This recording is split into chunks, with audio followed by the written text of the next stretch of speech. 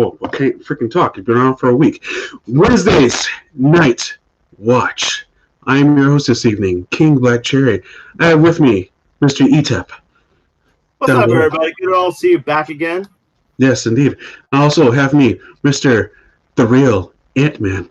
Hello, everybody. I apologize for basically killing the show last week. So, but I do have nice floors now. So They're hardwood, and they can just smooth everywhere. Oh Smooth yeah, everywhere. just rub my face against the coldness. Have you thought about getting a Roomba actually for your place? I just did today. I just mentioned. I'm like, I need to get a Roomba now. Clean up all that Nala hair. Oh yes, it definitely does come in handy. But yes, gentlemen, guys, ladies and gentlemen from YouTube and Facebook, Roomba, man. Welcome. This is Wednesday's Night Watch, where we talk about video games, pop culture news, all that kind of good stuff. But first, we're going to start with breaking news. Pete, I know you got something. We talked about it a little bit before. This is kind of something that I've noticed that social media has been talking about for the last week or so, that people make a big deal about it. So I don't know Cardi B, right? I know a little bit of Cardi, but I haven't heard any of her songs. So, you know, you always hear about Cardi B, how, you know, political. She's polarizing. She's a polarizing rap artist. Anyway, so she has a new single, you know, music video called WAP. I don't want to say. What did you say, Pete? WAP. W-A-P. Oh, I thought you were. Now, I'm not going to say exactly what I think you about something. No. It's not a politically correct show, guys. We don't do that. So WAP stands for wet ass. I'm not going to say the other word, but I'm going to say wet ass pie. Let's just put it that way. Take your, wet ass pie. Take your imagination. It's my favorite movie, The Pussycat Dolls. Yes. So I'm gonna say wet ass pie. So that's what's the song about. And so I wanted to see this music video because I'm like, oh, you know, what's a big deal? Like, you know, like everybody makes it sound like the most horrible thing. So saw it. Now it's pretty. I don't know. I guess you could say pretty. What is it? Risque, I guess. Pretty. In your face, kind of. Yeah. I'll be honest, man. I'm a 90s kid. What? Pie? Is there pie in your face? Pie in my face. But you know, I'll be honest. I grew up, growing up in the 90s. I seen a lot of music videos, a lot of music artists like Little Kim, who pretty much kind of the same as Cardi B. To be honest, if you ever listen to Little Kim's tracks, it's kind of the same, or a lot of gangster rap, or a lot of, you know, even alternative rock like 9 Inch Nails, Closer. It's kind of the same stuff, man. The same content, really, that I grew up listening to the 90s. So I wasn't really shocked. It wasn't like something where I'm like, oh my god, I can't believe they're saying this stuff. It was really in your face, though. I gotta admit, the very in your face, kind of really direct, exactly what exactly what the message is. So I'm kind of like, you know, but what's the message, Pete? Wet ass pie. Take it as you want. Wet ass pie. It's a lot, you know, a lot of that. But Jason Biggs kind of pie. What? Like Jason Biggs kind of pie. The only thing about the song, though, I don't know if I'll feel comfortable hearing like a 13 or 14-year-old singing this song or something like that. Pete, I'm gonna stop you right there. Do you now remember, like back in my day, back in high school, we were singing "From the window to the wall."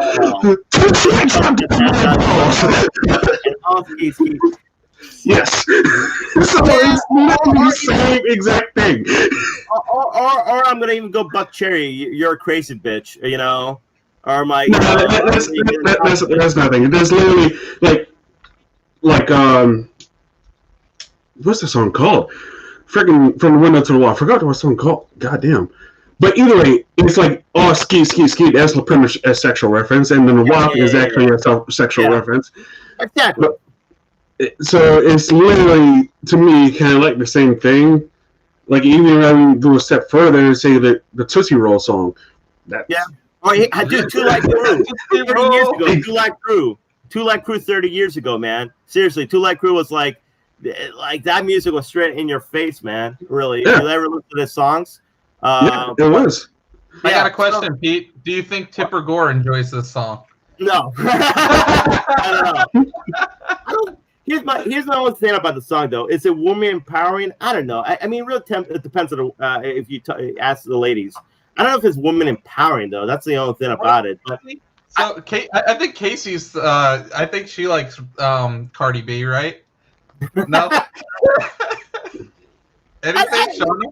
You a Cardi B fan? Yeah, I don't know. I want to hear the ladies what they think of Cardi B because I'm actually curious about their perspective. I don't find it shocking at all, though. But like I said, I grew up on all this music, so it's kind of like doesn't really surprise me anything I hear anymore, honestly. And anything I hear or see, it doesn't really surprise me. It doesn't really shock me anymore, honestly. I just think it's funny though. Like, what's your thoughts on it, Chris? It's just a woman's version of From the Window to the Wall. This is literally it. So I was like, oh. That song came out. Okay, cool. Move on with life. Yeah. She likes Nicki Minaj better. But Nicki Minaj is retired, so there's that. Really? Yeah. She stopped doing the music. Well, I'll take that back. She pops in every now and then. Like, I don't know why she did a song with Tekashi 6ix9ine, but whatever. But she did a song recently. I'm guessing dollar signs. I guess she's more about Aqua. Yeah. Yes, that's what we're talking about. Yeah, we were talking about the WAP. Yes. That's what we're talking about. Yeah, we were talking about WAP. Your impression of the WAP. What do you think of the song? What do you think of Cardi B? Like I said, I listened to it. I'm like, it's nothing different from what I grew up or listened to. To be honest, not really anything different. It's the same kind of like I said. If you listen to Little Kim back in the late '90s, it's the same thing. It's not really that much different. I don't know if it's as mainstream, maybe that is now. I can access it on my YouTube and all that, and just go over it and get the explicit version, so it's easily accessible. But I don't know. I'm not really big on censorship anyway, to be honest. So, but I think it's all a matter of opinion, really. It's all a matter of how you take it and all that stuff. So. Yeah, I mean, they came out with songs as "Back That Ass Up," "Shake That Ass Girl." Cisco, he likes to see that thong. Thong song. Yeah, that's another one. I'm trying to think, like even Shaggy. It wasn't me. She caught me on the counter. That's why I was gonna say Shaggy. It wasn't me. But she caught me on the counter. I mean, we used to sing that song all the time. Actually, me and Ann and all that. We used to sing that song all the time. So like you had that. I'm trying to think even others. Even TLC back in the day. Someone got down with the Tootsie Roll. Tootsie Roll, yeah. I just think it's funny though. Like I said though, I don't agree with censorship. I think censorship is kind of like something that should be like literally the people should have their opinion of what they think of the song. You might not really like certain things about Cardi B. I don't see this that offensive or that like whatever. Like I said, I think there's plenty of songs, but in the same time, dude, I would say all the hoopla about it though definitely helps her with her sales. Yeah, definitely. Oh, yeah, definitely. The more you censor, the worse it is because more people will be like, "Oh crap, let's get some more Cardi B." That's pretty much what it is. Honestly, man, if people didn't talk about it, I would have never heard that song. I would have never would have been like. No such thing as bad publicity. It's not such thing as bad publicity because everybody's talking about how bad it was, and I'm like, okay, let me hear the song, and I'm like, well, it's not shocking. I mean, it's not like something like, oh my god, I can't believe she said that. So, I mean, but also you have to take this into account that Cardi B was a stripper. So I know. Well, I think her background is probably more offensive than her, like especially the fact that she admitted to stealing. People drugging men and stealing their money. I think that's more like alarming, to be honest. That literally the movie Hustlers was based on like literally kind of like on her life.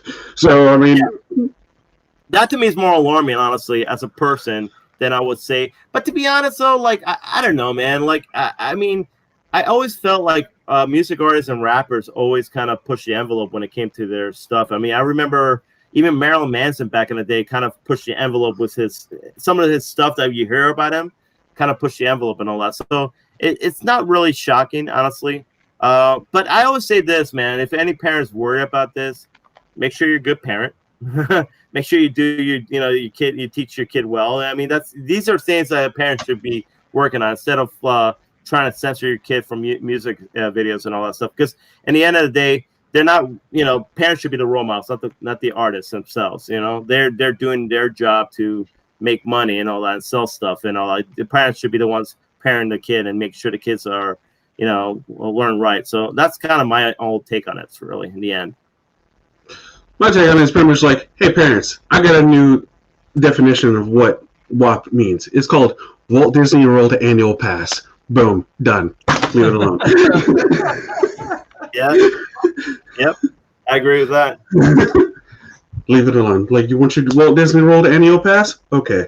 We shouldn't be listening to that song. So Casey says it's a little too trashy for me. Okay, but she's a stripper. It's weird to see kids. It's Shauna says it's weird to see when kids and dance to certain music. But I tell you what, dude, we all grew up. And I'm telling you, all of us as kids were singing these songs, man, explicit songs back in the day. So I can't really say anything about it because I was doing it back in the day. So I can't really go over them because then I'm a hypocrite. So I was singing these songs back in the day, back in the 90s, back in 2000. So I can't really go over there and criticize stuff like that. In the 2000s, shut up. Shut up. You shut up. I'm just saying that all of us listened to explicit songs back in the day, and I mean, first, what's up, Robert? Why do you have a division symbol in the middle of your name? I don't know. I guess I'm supposed to be I don't know. I don't know. That's Rob for you. But no, but I do think, though, like, we all grew up on this. I think most of us are pretty good. I mean, we're pretty fine adults, so I don't think it really ruined us or anything. It didn't really, so I think it's a really all matter of the person, really, and who. But I don't really have no problems with it, to be honest. I'm not for censorship, so I'm okay with it. I mean, like I said, though, I'm okay with it. Like I said, if you got kids and all that, I don't know. It's up to you as a parent to keep away from that or not. Yeah, but that's all we got about that. Anthony, do you have any breaking news? I do not have any breaking news this evening, gentlemen. I do have breaking news, but it's going to have to wait till later because it came out and I was like, oh, I'll just put this, add this to the slide. So It's in the slides. So let's moving on to the first subject of the evening. Since I know everyone's been kind of hammering and clamoring for this kind of debate, since the uniforms got dropped. Wait a minute, did you say this was a debate? I didn't see a debate on the website. It seemed pretty decisive. Look, okay. So let's talk about this for a second. So Space Jam 2 uniforms got revealed yesterday. Okay, cool. LeBron wearing his Toon Squad jersey. All right. Colorful, different from the original. All right, no problem. Now, the debate was, which jersey would you prefer? Not which player, which jersey. You got to look at the jersey, not the player. And everyone was like, oh, MJ. It's because, first of all, why does LeBron look like someone just ran over his dog? He's hungry. The man's hungry. No, it's a Looney Tunes movie. You should be smiling. You don't know anything what's happening in the movie, so something traumatically happened. That happens in kids' movies. Look at every single Disney movie that is out there. He literally walks in like he's going to war, dude. Like, he literally walks in like... Do you don't play games? You act like you're going to war? You never played. Jordan smiling, having a good time. Still smiling, and his best teammate was Bill freaking Murray. Bill Murray didn't play until after halftime, so let's get that straight right now. And Bill Murray didn't play defense too. He didn't play defense, so that's even worse, man. Always Jordan played defense. Goodness. But I don't know, man. Like, here's my thing. Even the uniforms, like, look at it. I like the white.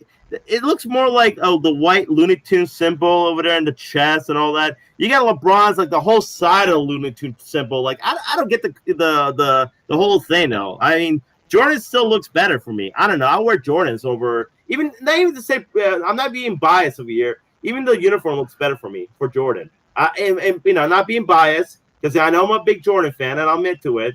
But I even like Jordan's uniform better. I don't know. What do you guys think?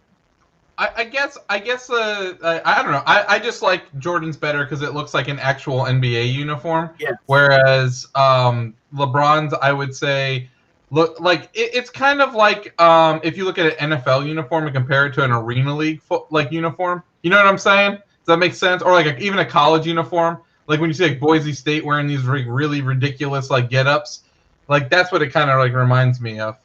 Because again, we don't know the context of the situation. We don't know what's going on in the game. We don't know anything about the movie except for this right here. And it's called Space Jam Legacy, a new legacy. That's literally all we know. Are they remaking the show? No, Lee, it's a movie, not the show. But yes, well, I don't know. Is it a remake or is it a? It's called Space Jam: A New Legacy. Okay, so it's sequel, a maybe sequel. a sequel, maybe So pretty much a sequel. sequel. Okay. So we'll put this up under sequels that we didn't need.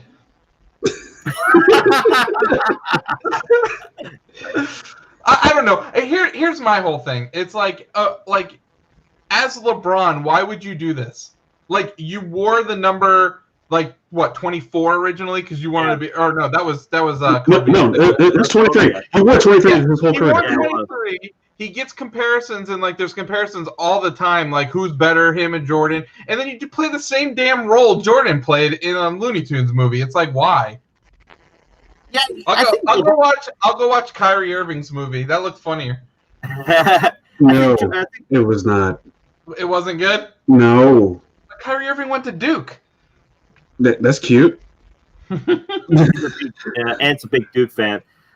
I kind of, like I said, I'm biased when it comes to Jordan, and I'm always going to be biased when it comes to. I'm not going to deny that. Shit. She said the goat. But in the same time, though, I kind of agree with Ant. Like, why is LeBron always trying to compare himself to Jordan? Here's the thing, though. I always look at it this way: if you're the greatest, you never have to go over there and try to copy the other player you're trying to get. Just be the greatest. Don't have to compare and contrast. It's stupid when we do that because I feel like you're trying to live up to the guy's legacy. Just create your own legacy. What the heck happened? You just kicked Pete off. You're No. You're not Pete. Too much about the goat. No, Pete's gone. Am I? No, I'm still here. I hear you, but your video is not here. Yeah, your video. Well, dude, his camera was acting funky earlier. Anyways, he was purple for a little bit. It? Yeah. Oh well. Okay. Hey, maybe I should just get off and come back. That's a dangerous game you're playing there, my friend. Well, you can try that. Hit the refresh button. All right, I'll hit the refresh button. Hold up.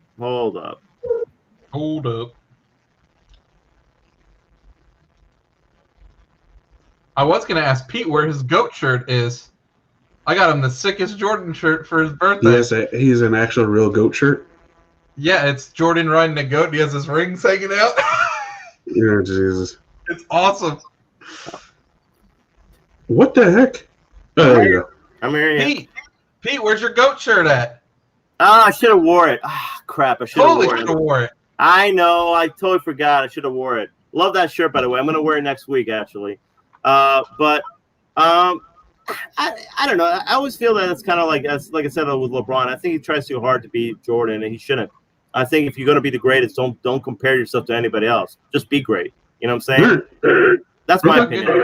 I'm going to be part of the greatest. I got to be the greatest myself. Turn down turn down your volume on your thing. Okay. Because I can hear myself. That's fine. Here, hold up. We need to get you a headset. Yeah, we do. Yep, Yeah. he does. All right. How's that? Is that better?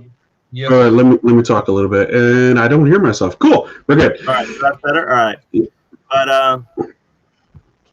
yeah, I did miss an opportunity. My bad. I wasn't even thinking about it. I gotta wear that shirt, dude. I love that shirt, by the way, man. So, Chris, what uniform you like better? Yeah. Honestly, LeBron's. It's more modern. So I can see it. I can see people. I can see everybody saying that. Like saying some people. I can see the new generation saying that they like LeBron's because more modern, and the old generation saying that Jordan's like better. So I can see that. Saying and all that. I don't know. Kind of looks like more like a lot of like the Grizzlies colors too back in the day. Remember the Grizzlies? Which I never was a fan of, honestly. Never fan of those colors, but I don't know. I still pick Jordan, and no matter what, I still But like I said, it's nostalgia. Nostalgia is strong with us. Yeah, I'm sorry. I'm a man for color, so I mean, to be honest with you, I think my Grant Hill jersey is better than Jordan's jersey. So wait, hold on. Now we're talking more Duke players. Let me see this Grant Hill jersey. It's a throwback jersey too. Hold on. Oh. Do you think Chris will come back with a Sprite as well? That's really nice. Actually, that's old school. I love that one. That is old school, though. That's like the Bad Boys, man. Yeah. So I mean, me personally, I like this color. That's the Pistons like jerseys that I like. I don't like their newer ones. Like those ones are nice. Well, that's like their 80s, 90s jerseys, man. Those are really good. One where they were beating ass, literally. Beat the crap out of Jordan. Yeah, they did. They toughened that man up.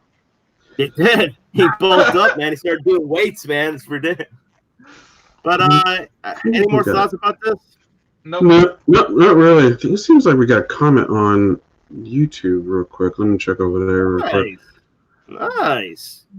I might jump into the YouTuber. Why not? YouTube, take a look, make sure I'm not missing anything over there.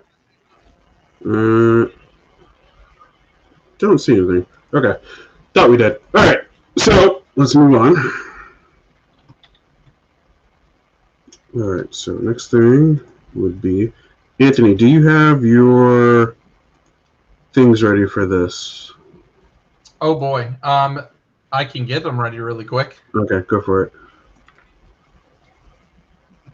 Come on, Ant. You should be on top of this, man.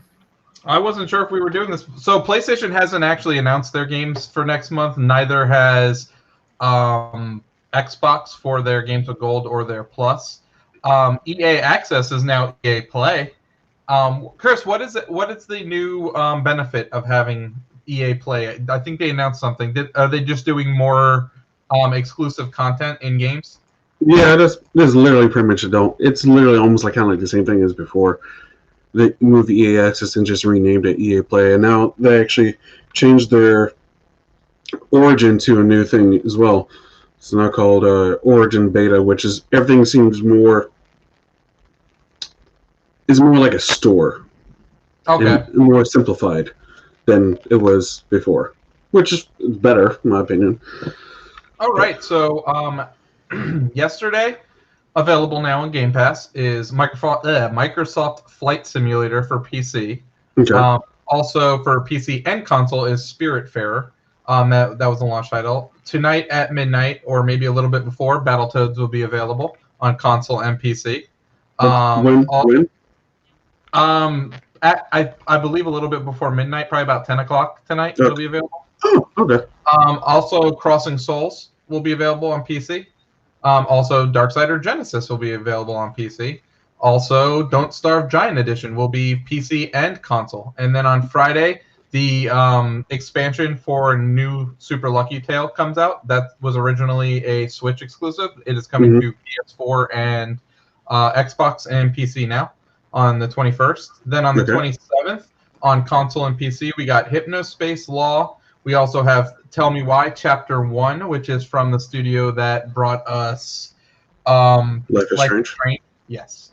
Looks pretty good. And the way they're doing that is one episode a week. And the reason why they're doing that is they want us to talk about it and try to guess and elaborate on what's going to happen in the story. So I don't mind chapters if that's the way they're going to do it. I don't want, like, Walking Dead was like a chapter and then like 5 months later another chapter. It's like, dude, I don't even remember what was going on. Like, well, they give you like a recap before the chapter starts. Just give me like once every week. I want to like knock them out. I like how they're doing it because they're trying to create buzz on the game. Yeah, and that's what they were doing with Walking Dead and all those games. I get it. I like that, but give it to me a little bit quicker. Then we got Double Kick Heroes on the 28th for console and PC. Wasteland 3 for console and PC on the 28th. September 1st is Crusader Kings 3 for PC. And then the big one on September 3rd, Resident Evil 7 comes to PC and Xbox on the Game Pass. Oh, God, I'm scared. I will try it. Probably not going to play much of it. That might be a fun title for us to stream, Chris. Oh God. Yeah. Resident Evil 7. Yeah. Yeah. Oh gosh. You're gonna play on the VR, Chris? Oh well, it's Xbox. Well, it's Xbox. I'll play it on my PC. Is it not gonna be on VR? I mean, it's on. Yeah, it is on VR. It is on VR. You can play the whole game in VR, but I ain't about that life. So what we need to do is we need to do a live stream at the house, turn all the lights off, and then have a reaction video of us playing that game.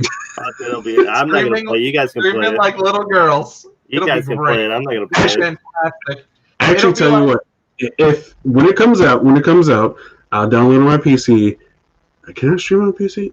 I think I can stream on PC and use my camera at the same time. So I'll do that, and Anthony, you'll do yours, and we'll come up with a compilation with our screen videos. Oh, it'll be great. So real quick, Epic Game Store giveaway next week will be Enter the Gungeon, which is a pretty good game if you haven't played it, and God's Trigger. I don't know what that is, but yeah, that'll be available next week. All right.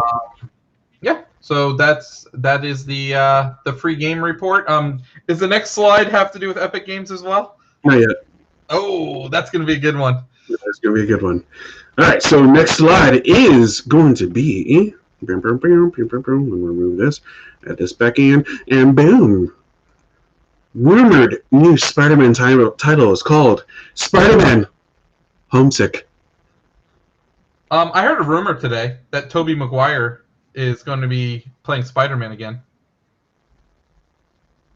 What, in the multiverse? Well, Homesick would make me feel like Spider-Man's in the multiverse, right? No, not necessarily. He's running away from home because the fact that what's everything is going because of homecoming, far away from home, whatever that stupid title name is. Far from home. How that title ended, how that movie ended. So I'm guessing what's going to happen is Mr. Strange. Doctor Strange. So we're doing fake names now. I'm yes. Spider-Man. But anyways, I'm guessing he's going to hide Peter in another universe. I don't think so. I think that's what's going to happen while they try to straighten things out. So let me ask you guys, what do you think of the title, though? Like, do you like the title? It has to have home in it. No. Yeah, it does. It has to have home in it. I don't like it. They can figure out something else. I don't like the title. I don't like the title either. I think Homesick is kind of weak. Is the next one going to be Homeward Bound, The Incredible Journey? It just like, I hate the fact... Here's my problem with the saying. I understand the Spider-Man Homecoming. It made sense, actually, when they did it the first one. But, Far From Home, now Homesick. Like, I wish they just get rid of the whole home thing. Why do you have to do the whole... Yeah, why does it have to be home, Far From Home? Like, why does home have to be in it? Homecoming we got because of the fact there's a homecoming dance in it. Boom, done. It makes sense. Far From Home. Oh, you're far from home. You're going to a different country. Okay, maybe, but still, that's kind of a stretch. Now we have Homesick because I'm running away from home because this bad guy named Mysterio put me out there and put my identity out there, and I need to run away. Yeah, because who revealed the identity ran away, right? They're gonna do the Spider-Verse. I'm telling you, they're gonna pull all the Spider-Mans out and do it live action. It's gonna be great. I don't like I wish I hate the fact that it had to keep on with the whole home thing. I think it's just silly. and dumb. It doesn't really like say anything about the. Could he already have been in the multiverse? Maybe he's already in. Maybe he's already in Tobey Maguire's world. Maybe that's why John Jameson or whatever is J.K. Simmons. Maybe he's already in that world. That is stretching too, and because he didn't look like the original J.K. Simmons. He looks totally different, Pete. He didn't look like the James Jonah. He didn't look like the same character, J. Jonah Jameson from the original. He didn't have the same actor. How could he not look the same? Same actor, not the same haircut, not the same look. I'm just saying. Because people don't get haircuts and change their look, Pete. No, but it's a stretch. It's a stretch, man. I honestly, I don't know about that rumor. I'd rather than focus on the storyline at hand, focus on the whole thing at hand, instead of going like multiverse just yet. I honestly, if anything, I want to see Doctor Strange multiverse saying be introduced in his movie. But I don't know about this movie. I don't know. I'm kind of indifferent, but I don't like the title. I think the title could be a lot better. It could come up something like May House Arrest or something like that, or something more clever. Home Arrest has to be home, not house. Same thing, man. What's the difference? Home. Or just be home. Yeah, there you go. Spider-Man. I don't know. Not just cut the home thing. No more home. It's kind Staying home. Staying home. I don't know. Stay home and wear your mask. Home. I don't know. What Home Alone? What else did it come out? Home Alone. There you go. Home Alone. Oh my gosh. Macaulay Culkin's gonna be the bad guy. He's gonna be Sandman. Home Depot. I mean, actually, no. It's actually gonna be who's that rumor? It's the guy with the coat, with the Kraven, the hunter. Kraven. Yes, Kraven was rumored to be the bad guy. It makes sense because he'll be hunting Spider-Man. If maybe they have a bounty on Spider-Man, he'd be hunting him. Also, I saw a rumor that Jason Momoa might play him. I don't know. That's a rumor, but I love. If you ever look up the character Kraven, man, he's a really awesome character. So it'll be really cool to see him play that. But you would like Jason Momoa to play him? No. Yeah, he'll be good. I think he looks like the part. Honestly, he's too big. But you need somebody like that. You need a character that looks like very physical. But isn't he going to make Spider-Man look like a little kid? Like in comparison, that's the whole point. Oh, okay, to make Spider-Man look like a little kid. He'd probably be better as Bonesaw. Bonesaw's ready. Actually, also Joel Kinnaman is actually rumored to be him as well. Who's that? Yeah, it's the guy who played RoboCop, right? The new one, right? Yeah. And also, Tobey Maguire's older than you, Pete? Jesus. How old is he? He was born in 75. How old is Tobey Maguire? 44? 45. 45. That's an old guy. Holy smokes. So we're thinking about Idris Elba playing James Bond. Come on. Matt Damon's like 50 now, isn't he? Guys, think about it. We're having Robert Downey Jr. playing Iron Man. It's really no difference. Guys, everybody who's born in the 90s are going to turn 30. See, they're in their 30s, man. Anybody who's born in the 90s, so you shut your dirty mouth right now, Pete. Just saying. And all those actors really were in the 90s. So do the math. I mean, these guys are getting old, man. They're getting like in the 40s and 50s. So, but I don't know. We'll see. We'll see. I love the first two movies. I just want a new goddamn Marvel movie. I don't even care about. Yeah, me too. Right yeah, give me a new damn Marvel movie. I'll pay $50 for Black Widow right now. Let's do it. Jesus, give me. I'm jonesing over here. What has Marvel done for you lately? I told you, just Agents of S.H.I.E.L.D. Yeah. It's good. Did you watch it? No. Once you stop watching, I'm not going to continue, catch up the whole entire series just to watch the final episode. No. It's good. If you're a fan of, let's put it this way. If you're a fan of, the original team, like Fitz and Simmons and Daisy and, Coulson, it's a great ending for you. It ties everything back up to them. Okay. What up, Devin? What up? What up, Devin? T-Rex? All right. So, I don't know. before you go though, before we go to the next slide, do you have that rumor? I know Anthony talked about it the other day. I don't know if you have it on the slides about the rumor Disney Plus might have mature items. Mature. Yeah.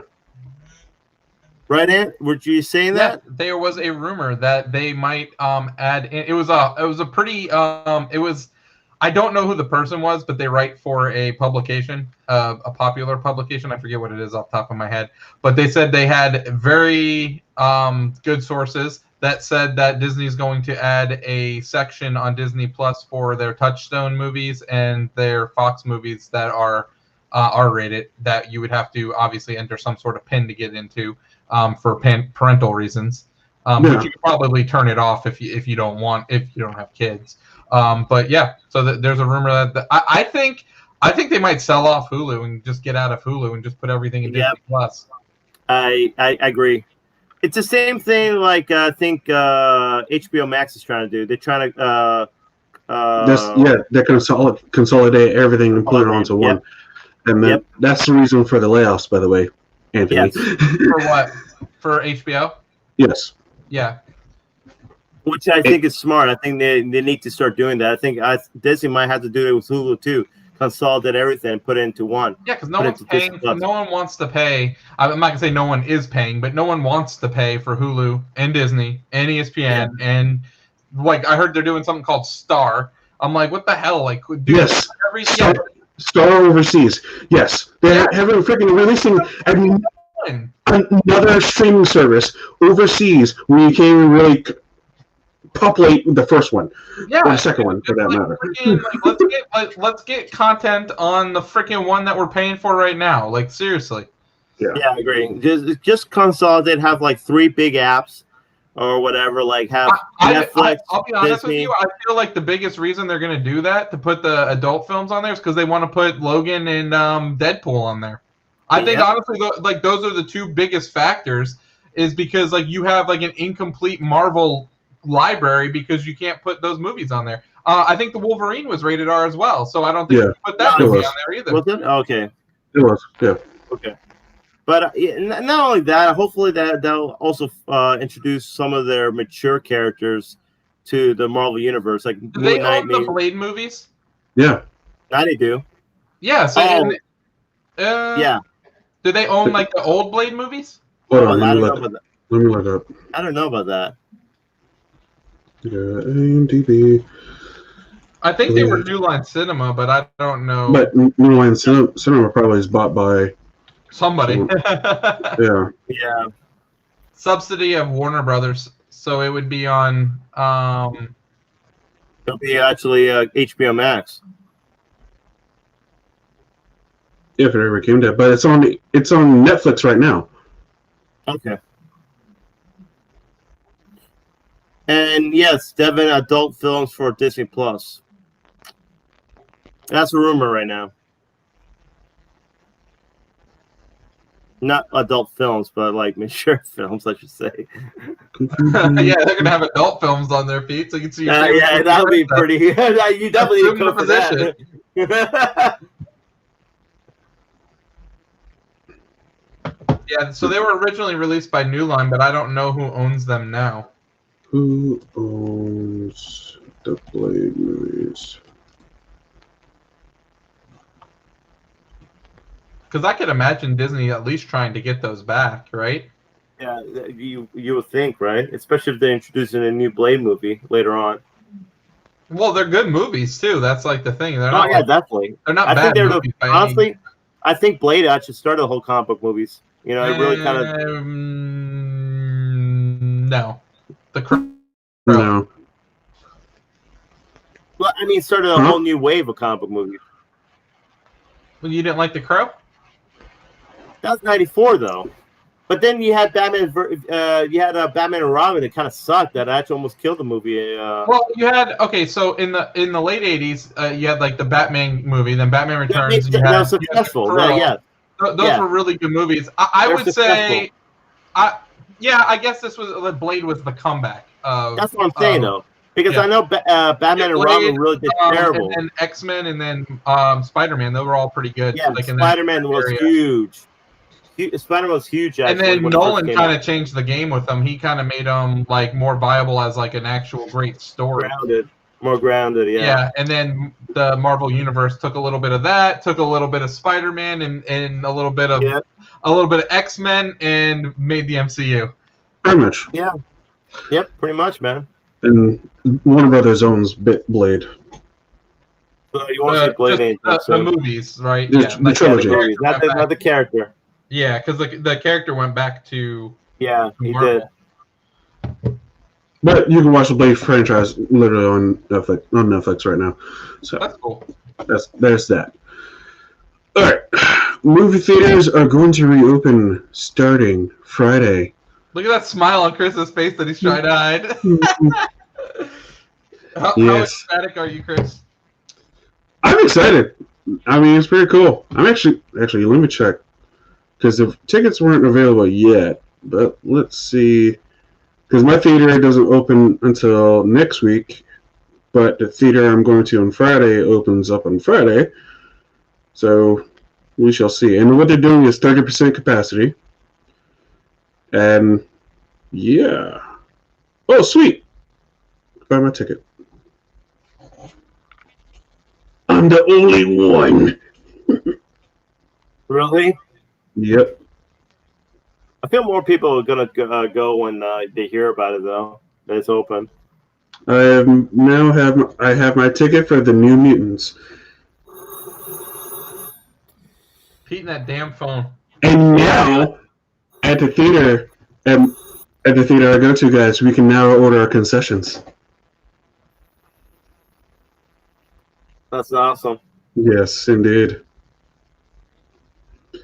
So you're still gonna go to the AMC movie theater is still gonna open up, right? The one on Westfield. Yeah, that's what I'm talking about. So, but they closed the whole mall down, though, right? The whole mall is not yet, right? Not yet. We're about to. Okay, I think the only thing that's keeping that thing up is Costco. To be honest with you. Yeah, you're right. You're right. I feel like they're just gonna have to tear that whole buildings down. And there's a rumor going around that Amazon's gonna try to buy up a bunch of the old department stores that closed, like the Searses and stuff like that, and make them into mini warehouses to do same day delivery. I heard that too, which will be huge actually for them. That'd be huge. That honestly I'd be okay with that. I could get some same day delivery. I could do that. That's nice. I really what was gonna happen. It'll be same day delivery, man. That'd be crazy. Yeah. But let's talk about theaters, man. This is good stuff, man. I'm glad that they're reopening again. I think it's something that we've been missing for the last few months. So can we get Disney to backtrack their bullshit Mulan crap and just release it in the theaters? Yeah. I doubt they will. Nah, they're not going to. They already got it pushed in motion. Yeah, it's already pushed in motion. They release trailers. Everything's up. So when's Black Widow coming out? Is that still on schedule for November? Yeah. Okay, I will be there. I will be there for Tenet, though, but I will also be there for Black Widow. Ooh. Tenet, 2 weeks. Can you get tickets? Tickets go on sale Friday.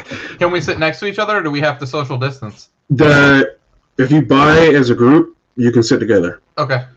But I know since I bought my ticket for Inception on Friday, when I bought my ticket, when people bought their tickets as well, like they're not allowed to sit next to me.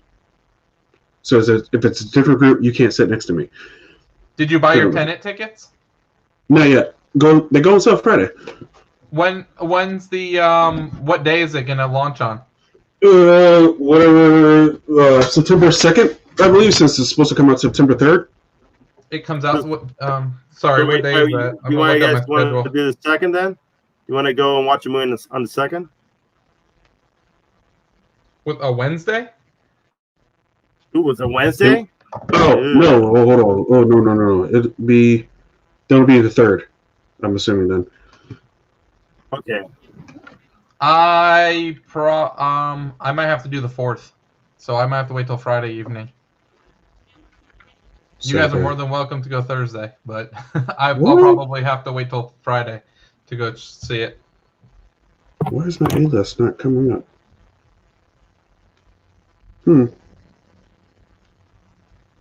What? A Quiet Place 2? When's that supposed to be coming out? Next year. They pushed it. Wah, wah, wah. I know, sucks. Man, we missed out so many good movies this summer, honestly. There's so many things that could have came out this summer, man. We missed out. Oh, my thing was paused. What the heck? What happened? So, all right. Probably gonna have to.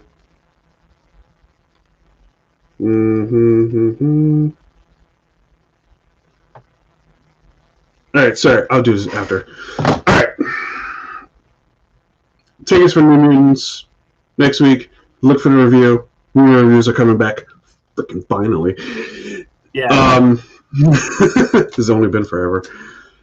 Reviewing that, and then the following week after that will be Tenet, and then so on and so forth. We'll see what happens after release dates coming up. But I'm excited. Movie theaters are reopening back up, and let's watch some movies. First of all, I ain't going to Regal to watch a movie. What is that? If I'm going to pay a premium, I'm going to a nice theater. Yeah, exactly. Either that or I'll sit at home and pay $30 for Milan. Ugh. It's exciting though, man. It's something like I said though. We've it's crazy how last year we had all these things happening, all these big movies happening. We were all watching them. Now, like a few months, we haven't had anything. No, not one movie. So a lot of like video demands, but it's not the same. So yeah, it's cool. It's cool to have that experience again. I don't know. I've been pretty happy with the and videos Tenet, on man, demand. Like be a huge Extraction movie. was awesome. There was another Netflix movie that came out that was awesome. Netflix exclusive, the Old Guard. Netflix exclusive though.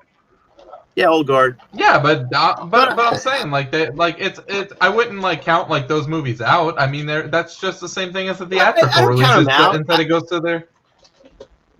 I don't count them out. It's not the same as going to a theater and watching it, I guess. I don't know. It's not the same. I feel like going to theater is more of an experience than anything. And I think that's the difference. Not when you have 4K and surround sound, my friend. Yeah, I know. I get it. The only difference is if you do IMAX. Yeah. Then I feel the difference. Literally the only thing. I agree. Only difference. Dude, yeah, seriously though, me going to the local Regal, I'd rather stay at home. I have better sound. I have better video. There's no point in me going. I can even make better popcorn. Yeah. Well, I'm hoping movie theaters actually start like consolidating their theaters, making it smaller theaters, but make it like more nicer theaters. IMAX, IMAX, bigger, better experience. I feel Frank's, or it used to be Frank's, the one in Venice. The last time we went there, man, those reclining seats. You got your nice little trays. Like you're so far away from people. It's nice.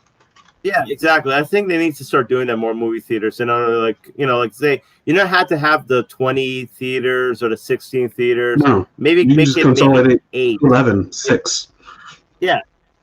Like even 6 or 8, yeah. And just even have when me and you, Pete, we went to the theaters to go see Hobbs and Shaw, like it was a huge theater. Don't get me wrong, but those seats, and that sound, they make a huge difference. Yeah.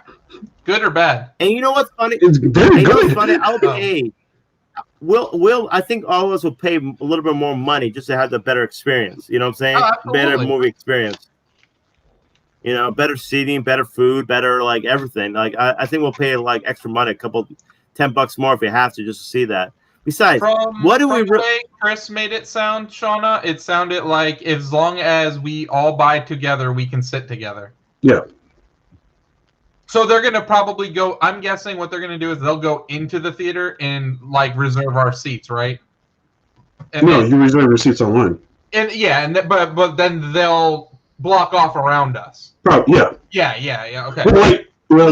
So if I go in the app right now, if I try to buy another seat sitting right next to me at the theater I'm going to on Friday, it's blocked off. You're not allowed to order it. Okay. And then, also what it is as well, it's every other row as well is blocked off. So not only people can't sit next to you, people can't sit in front of you, right in front of you either. So they have to sit the next row in front of you. Well, which I don't mind whatsoever, man. I'd rather sit with you know what I'm saying. Sniveling little I like that breath kicking space. back in my chair, anyways. Yeah. Yeah. So My question is too, guys. Do you think NFL is going to start doing this too? no, NFL might try to in the stadium at first, Pete. they're gonna have What's that? sound. They're gonna have fans pumping sounds through the stadium. Okay. A lot. Not many teams have said that they're going to allow fans in the stadium. I think the Cowboys might be one of the only ones. The not allow fans or the Louse fans? Allow fans. Yeah. Oh. Which Because is Jerry weird. Jones don't care. Yeah, that's pretty much what he said the other day. He pretty much said he doesn't care. He's having fans in there. That's gonna go well. That's funny. Oh Jesus. Anyway, but Sarasota Regal. Oh, the one about Hollywood 11. Oh yeah, the Hollywood 20. Yeah, no, Hollywood 11 now, because they consolidated and decided to get leather seats. Well, it's smart, man. It's a huge building. I remember that used to be a huge building. It had all these, but nobody, like literally, they didn't fill up the theaters at all. No. Never filled up the theater. Do you think it's streaming services that's kind of like pulling people away from going to the theater? So honestly, they have to try to differentiate from you sitting at home on your couch. No? Yeah, between that and the fact that when the Cinema Bistro came in, and it like. They're like, oh my god, this is so nice. You can just sit back in leather seats. You can have your food delivered to you and all this kind of stuff. Like it is a different movie experience when you go to Cinema Bistro compared to go to like AMC or Regal. It's kind of cool because it's almost like a mix between going to a live like theater show when you're sitting on the balcony mixed with like a movie theater now, which is kind of cool. It's kind of a neat like mixture. Yeah. I do think like HD TVs. I think all the experience, like you said, you have an HD TV on your 4K. I mean, TV in your house, surround sound, Ultra HD TV. Yeah, I'm just saying the experience changes everything, you know. And I think really I know Chris goes often to the theaters. Like you used to go like every week, but the reason why you do that too because you have the AMC Movie Pass. No, you don't go before that, anyways. Though I'm saying it's worth it now. It's worth when you pay $20 a month, you get to see whatever movie you want. Whereas for me, or like we only see like Marvel movies or certain movies. So for all the movies you see every year, it's maybe 6 or 7. It's not that much compared, So I don't see why. That's probably a lot of people feel the same way too. I'm usually Marvel, Star Wars, Disney for the girls, and then directors. I'll go see like Fincher or Nolan or Tarantino. Like those are the kind of movies. I mean, honestly, I've been bad in the last few years. I haven't really got a chance to go out to the theater and see what I normally see. But normally, that's what I would do. It's expensive for you, man, because you have to spend at least like what? We're talking about almost $50 just to go watch the theater. If so, it's like $35 for tickets, and then concessions probably like another $20. So it's about $55 for the three of us to go. Yeah. So that's really expensive, really costly to go to watch a movie that you're not you're not too keen to watch sometimes. If it's something that you really want to watch, you'll pay that money. But it's something that's why we kind of limit what we go see. Like obviously I know Avery's gonna like Frozen 2, so we take her to see Frozen 2. Sonic, we actually got free tickets or $2 tickets from T-Mobile, and she loved that movie. She wanted to go watch it again, so we definitely got our money worth out of that trip. But when is that coming out on streaming, man? I feel like that's a movie that should be coming out soon. Dude, it's been out on what? Really? It's on Chris Kane Video Library. Where are you at? Oh, well, yeah. My bad. I didn't know that. I'm gonna try to watch it now. Over 400 movies on our freaking library. You're just like, my bad. I did not know. I can tell you, Avery's at least watched that movie on the library at least 4 times, maybe 5. Maybe 5. So, since Tenet's going to come out very soon, is that the best movie of the year? Hence, already? Even Tenet hasn't even come out. Even though I am a huge Nolan fan, I still have to see it before I can consider it the best movie. I have to see it. I have to listen to Hans Zimmer's score of it. I have to dissect it, and have to Let's bring be it in. honest, guys. Let's be honest, guys. I mean, really, what competition does he have already? I mean, like, literally, it is the best movie of the year already, even if it hasn't been released yet. I haven't seen a guy make a bad movie. Really, No, has he ever even made a? No, but you still have to watch it, Pete. You can't. Granted, but I'm just saying though, it's already the best movie of the year. It could be. Probably already. Could be. Without even watching. It could be. I'm just saying though, what competition does he have? Sonic? Extraction? Old Guard. Old I like Guard? Old Guard a lot. I think Tenet's gonna beat it though. Project Power. No. Tenet's gonna beat it. No. Tenet's gonna beat it. Tenet's gonna beat it. No. I wanted to see that. I wanted to see his face when I said that. That was awesome. No. Yes. Just on Christopher Nolan's like record alone, like his movie, all the stuff he's put out, Tenet's gonna be the best movie of the year so far. Until something else comes out this year. Unless something comes out that like shocks the world, probably. Which I don't see anything, not anytime soon at least. But Face the music. No. What about the trailer that was released today? Nile on the River. Death on the Nile. Death on the Nile. Yes. oh, is that the new Poirot, whatever, Detective Poirot? Yep. Yeah, it's the new Murder on the Orient Express movie. Is Kenneth Branagh still the Dr. Poirot? I mean, Mr. Poirot. Did you whatever? not see the trailer? I did not. I'm sorry. Let's get a reaction. Can we get that up? Yeah, yes. Let's do it. Let's do it. I'll do it right now. Hold on. Detective Poirot. I saw that and I was like, Death on the Nile. So I started watching. I'm like, oh, hello. You're like, I am interested. I am intrigued. All right, let's see here. Had your boy in it too, Pete. Army Hammer. Army Hammer. Army Hammer. The Lone Ranger. That's a great name. Oh, yeah, it is a great name, man. Sounds like a stage name, to be honest. It does. All right. Are we ready, gentlemen? Oh, let's do this. Right direction to Death on the Nile. 3, 2, 1.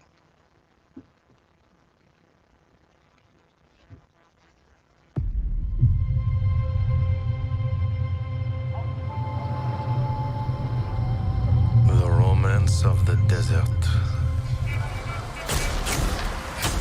has the power to seduce.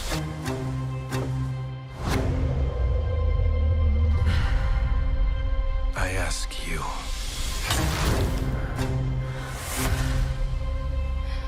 have you ever loved so much?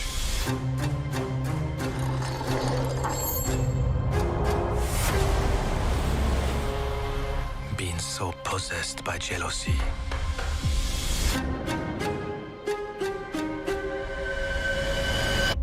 that you might kill. You had something to hide. The crime is murder. Should have hidden it, shouldn't you? The murderer is one of you. I don't feel safe here. I don't feel safe with any of them. It's too late to change events. It's time to face the consequences. I have investigated many crimes, but this Policy of truth. has altered the shape of my soul. I am Detective Hercule Poirot, and I will deliver your killer. Is what you swore the time before. Never again is what you swore. How many great stories are tragedies?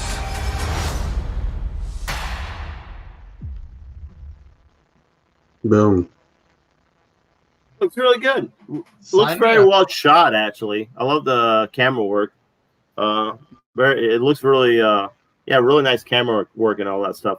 I still haven't seen Murder in the Orient Express. I already know the story, I guess. That's probably why, because I remember watching the original. But it looks really good, man. Definitely good cast, too. Really good cast. Yes. I'm also skeptical on it because of Kenneth Branagh's last directorial debut. Oh, he directed this one too? Yeah. He directed just this one, and his last movie he directed was Artemis Fowl. So take that as you will. We will. I don't. Yeah, Kenneth Branagh. I feel like. Well, he directed Thor, the original Thor movie. He directed Artemis Fowl. He directed. I want to say one of the. Murder on the Orient Express. Did that one? Yep. Didn't he also directed one of the Jack Ryan movies? I think the last one. I mean, he might have directed that one too. I want to say yes. Yes. So doesn't have a great resume, I guess, when it comes to his directorial movies. Not to say he's not bad, but he's not great at either. So I don't know. Jack Ryan Shadow, the one with Chris Pine. Yeah, he directed that one too, right? Yes. I don't think that was a memorable one, honestly, to be honest, from what I remember, from what I heard. So, not a great track record when it comes to his directorial movies, but you never know. Sometimes, he might have had gold with this one. You never know. So we'll see. Maybe. We'll see. We'll see what happens. But moving on, now we're going to talk about a little bit of delays. Deathloop has been delayed by Arcane Studios and Bethesda. That was supposed to be a PS5 launch title. It is now being pushed to 2021. So, it happens. It just happens. We'll see. The game looks awesome. Honestly, I expect a lot of the games that are considered launch titles to be pushed. Yeah. Unless they're like backwards compatible, like on both systems. Like I don't really see. I think that what's everybody not working like at the offices and stuff and having to go to work from home. I think that's going to cause a lot of delays in a lot of software. Did you see the little trolling technique from CD Projekt Red? For what? Today? For a Cyberpunk. Did you see what they did? No, I did not. Okay, so when they have delayed Cyberpunk 2077, they have written out they've typed out this whole entire letter explaining the fact that they're very sorry that it's gotten delayed. They put out a format of the same exact thing. It's kind of like a thing like "we're sorry" kind of a thing, and then they went into like some song lyrics and was like just trolled everyone thinking that Cyberpunk was going to be delayed. That's it was freaking awesome. It was awesome. Pretty good. It was awesome. But Deathloop, take your time. Arcane Studios, take your time. We'll play the game when it comes out. Exactly. Now to this other delay. Yeah, I wanna play games when they're complete, not when you release something. Hi, Tabitha. Say hi to Tabitha. Hi. Hello. Hello. Halo Infinite, also delayed. This one bothers me a little bit. And I'm going to explain why. Xbox has been touting this as the tentpole launch game for their Xbox Series X from the very beginning. The very beginning. And the fact to see this is heartbreaking. Yes, I feel for the developers and whatnot. But this is like, why say you're going to do something and not actually really do it? Not follow up on it. And not only delay it, but then you're going to blame it on the TV series? They came out today and said it wasn't the TV series. That was a rumor. That wasn't official from it's 343. 343 came out and said it wasn't the TV series. Okay. Well, I just want to make sure, because it just seemed like, I was like, seriously, you didn't come out and blame the TV series because the fact that From what I heard is the head of Xbox Game Studios, I think his name's Matt Booty. I guess like they had a meeting with him and Phil Spencer, and they sat down and like looked at the game after all the criticism, and they were talking about, well, we can launch it and cut stuff, and they said no, we're just gonna wait and release it all at once, and because they were talking about just releasing the multiplayer. Yeah. And then going back and redoing the single player, and they're like, no, we're the best decision is just to pull it right now. Finish it up, and then we'll release it when it's ready. You're not bothered by that? I got other stuff to play. I'm not too worried. You know what I just said. They said that like this is going to be the day one title of Xbox Series X. You will play this day one. This is it. This is everything that we're gonna come headstrong. We're gonna come out with our dicks hanging out and like here we go. Halo Infinite. Boom. Multiplayer is gonna be free to play for everyone. Boom. Here you go. And you're okay with being like, okay. I got games to play. I'll be playing Grounded. I'll be playing Sea of Thieves. I'll be Here's my playing thing, though. all my norms. You know, and you're giving so much shit to Nintendo for not having anything. Yet they're not promising anything. They promised this as day one title. But you're acting. But here's the thing: is you're acting like Microsoft's not releasing games. They're still putting out games. Where's Nintendo? What games are releasing? Oh, in a couple hours we got Battletoads. We had Microsoft Flight Simulator that just came out. Battletoads? Yes, they own Battletoads. It is a first party game. Is it a AAA title? I would say it's AAA in the vein that Nintendo releases 2D games Animal Crossing. and considers it AAA. Okay. I mean, I would say that. I mean, the thing is Microsoft Flight Simulator just got really good reviews. I want to see the technology in it because it looks fantastic. Chris, I'm surprised you haven't played that on your PC yet. I have downloaded it, but I haven't started it yet. Because, dude, I want to see it on your PC. Because the screenshots I've seen are like nuts how good it looks. And the technology...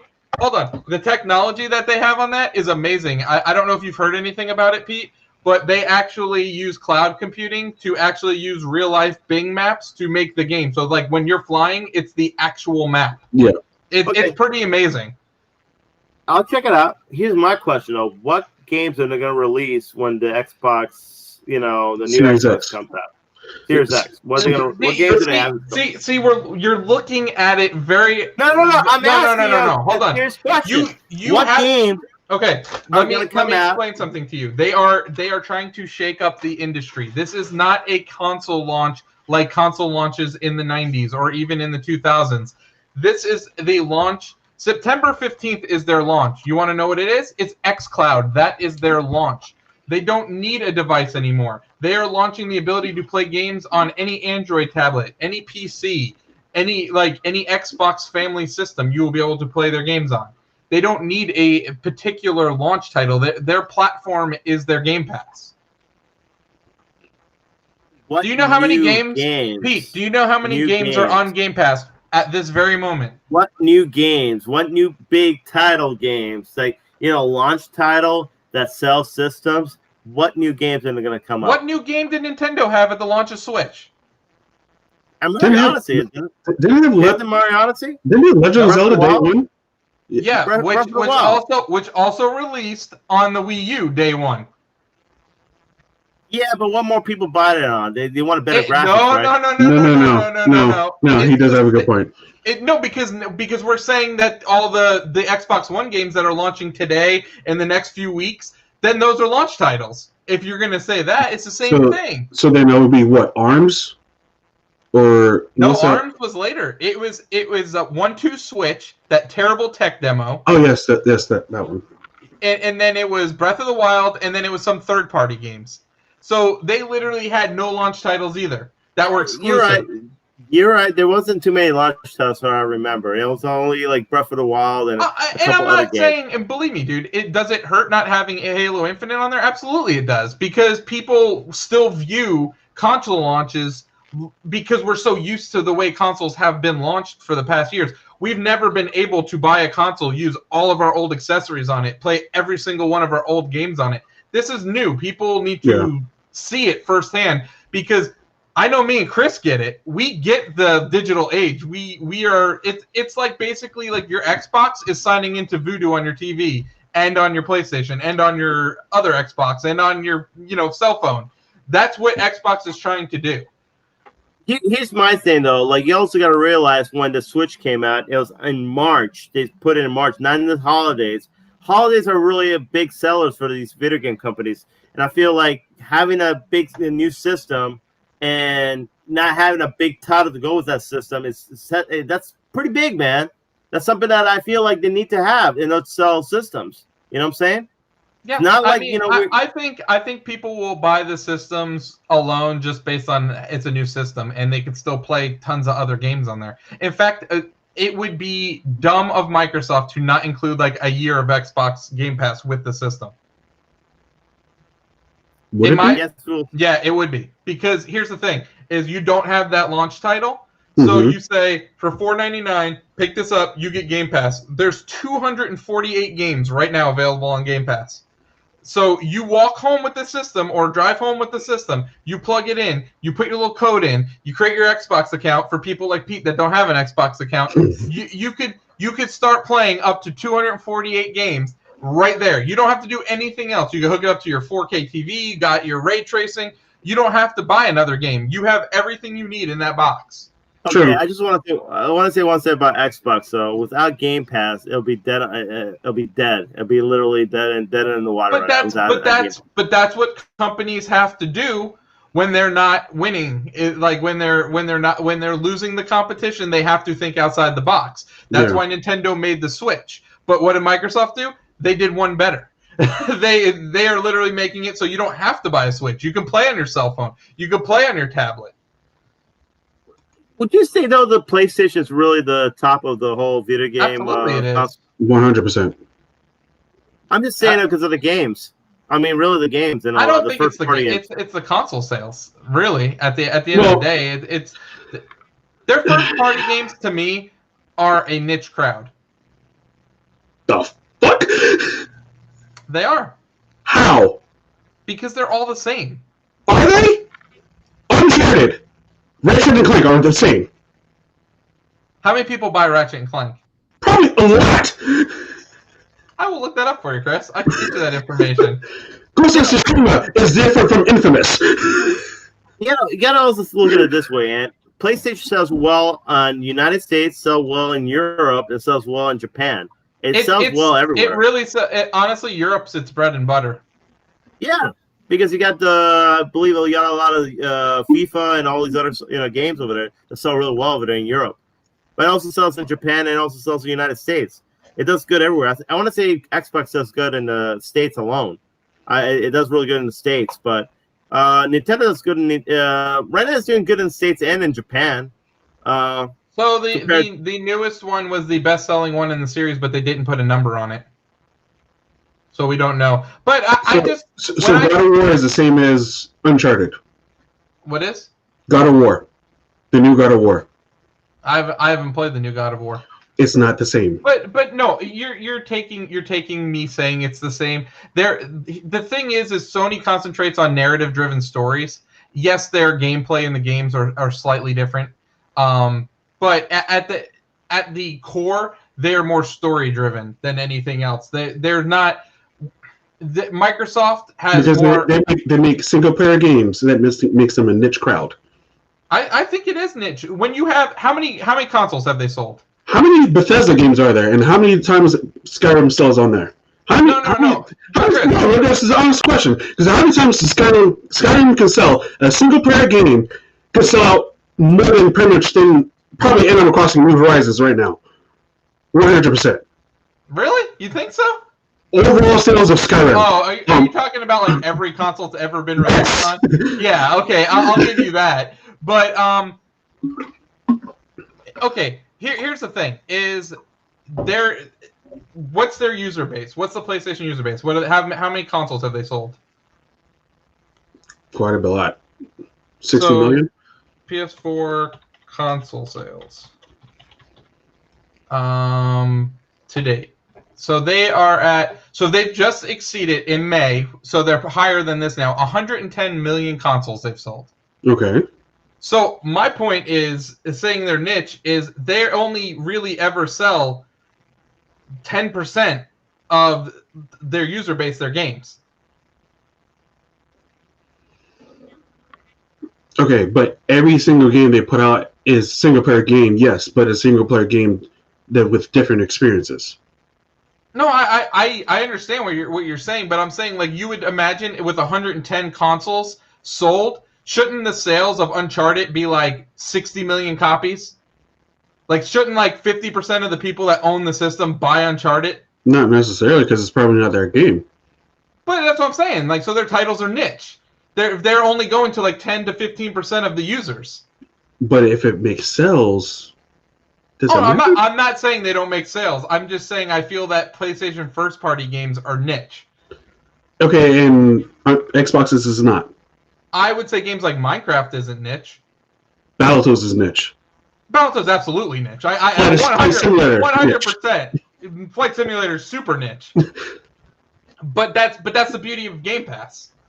Sea of Thieves, niche. Yeah, but Sea of Thieves, dude, killed it on Steam when it came to Steam. I think they sold 1 million copies on Steam in the first month. That's nuts. Because of the fact that, like, what else is there really to play right now on PC that you can play on Xbox as well? Dude, you can play tons of stuff on PC. That you can convert. They can play the same game on the Xbox. That you can play with your friends. You mean crossplay? Yeah. No. Minecraft. Okay. Okay. Grounded. Now Grounded. Yep, Grounded. Yep. What other games do they have? And actually, right now you can't. Halo Master Chief Collection. You can't even. No, you can't do that. Yeah, you can crossplay. You can crossplay, but you can't be in the same party. Why can't you be in the same party? Because the Xbox Online on the computer is stupid. Really, I've played in the same party. Like I played Sea of Thieves and been in the same party. Have you been in the party chat? Yeah. Even with someone not having Xbox Live, you can hear them? Oh, not having Xbox Live? Oh, no. You gotta have Xbox Live, man. But if you only have PC, that then defeats the whole thing. Just get Game Pass for PC. Come on. Free games for everybody. Come on. They're just handing them out, guys. Handing them out. Free games. Either way. Let's talk about Apple. I want to talk a little bit about Apple. That's not yet. Oh, I'm actually, you know what? Let's go to it. Let's go. Epic versus the world. Let's go. That's really what it is. That's really what it is. So you know what? Before we go into me and Chris, because I'm sure we have our opinions, what do you think of this, Pete? Okay, explain the whole story again to me. Okay, explain what's going on. We'll start from square one. So Apple and Google have these things called app stores. This is where you can go purchase games from. They have a surcharge on their stores, both of them do, of 30%. So when you spend $10 on their store, the developer gets 7, and Apple or Google gets 3. So that's, I'm just using $10 because it's a nice even number. Yeah. But you spend 100. Apple gets 30, Google gets 30, or Google gets 30, developer gets 70. So Epic doesn't like this. They know well in hand before they do anything what these charges are. They understand them. They sign up for the agreements to do all this, and so they go rogue, make an update for their game Fortnite. Put a way inside Fortnite for you to circumvent paying through those two stores where you can pay them directly and you get a discount. So you pay them directly, you get a 20% discount. But if you buy it through the Apple or Google, it's full price. So if you want to buy $10 of their in-game currency, you can get it for $8 if you pay them directly. But it's $10 if you go through Google or Apple store. So this obviously breaks policy for Apple and Google, so Apple and Google swiftly take Fortnite off, same day, take Fortnite off their stores. To which, again, still on the same day, Epic Games drops a lawsuit on both of them. So now we're a couple days later. Sounds very planned to me. Sounds very planned to me. I would say premeditated, big time. They premeditated. They baited them into it, 100%. Oh, absolutely. Yeah. Yeah. So then Apple, a few days later, now they're in litigation, says, you know what? You guys want to play ball? We'll play ball. So Apple's like, okay, any game and any developer using Epic's Unreal Engine, we're now shutting off your accounts. So now not only are they messing with Epic's money, they're messing with the money Epic's getting in for people that are using the Unreal Engine. So this is why I'm kind of on Apple and Google's side. And I know it's just billion-dollar company fighting another billion-dollar company, and it's ridiculous. But, okay, so let's say you have rules for your house, Pete. You invite somebody in, and they don't like your rules.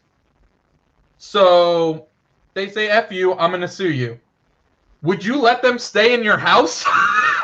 No. No. That's my best example of why. Hell yeah, I'm getting your shit off my store.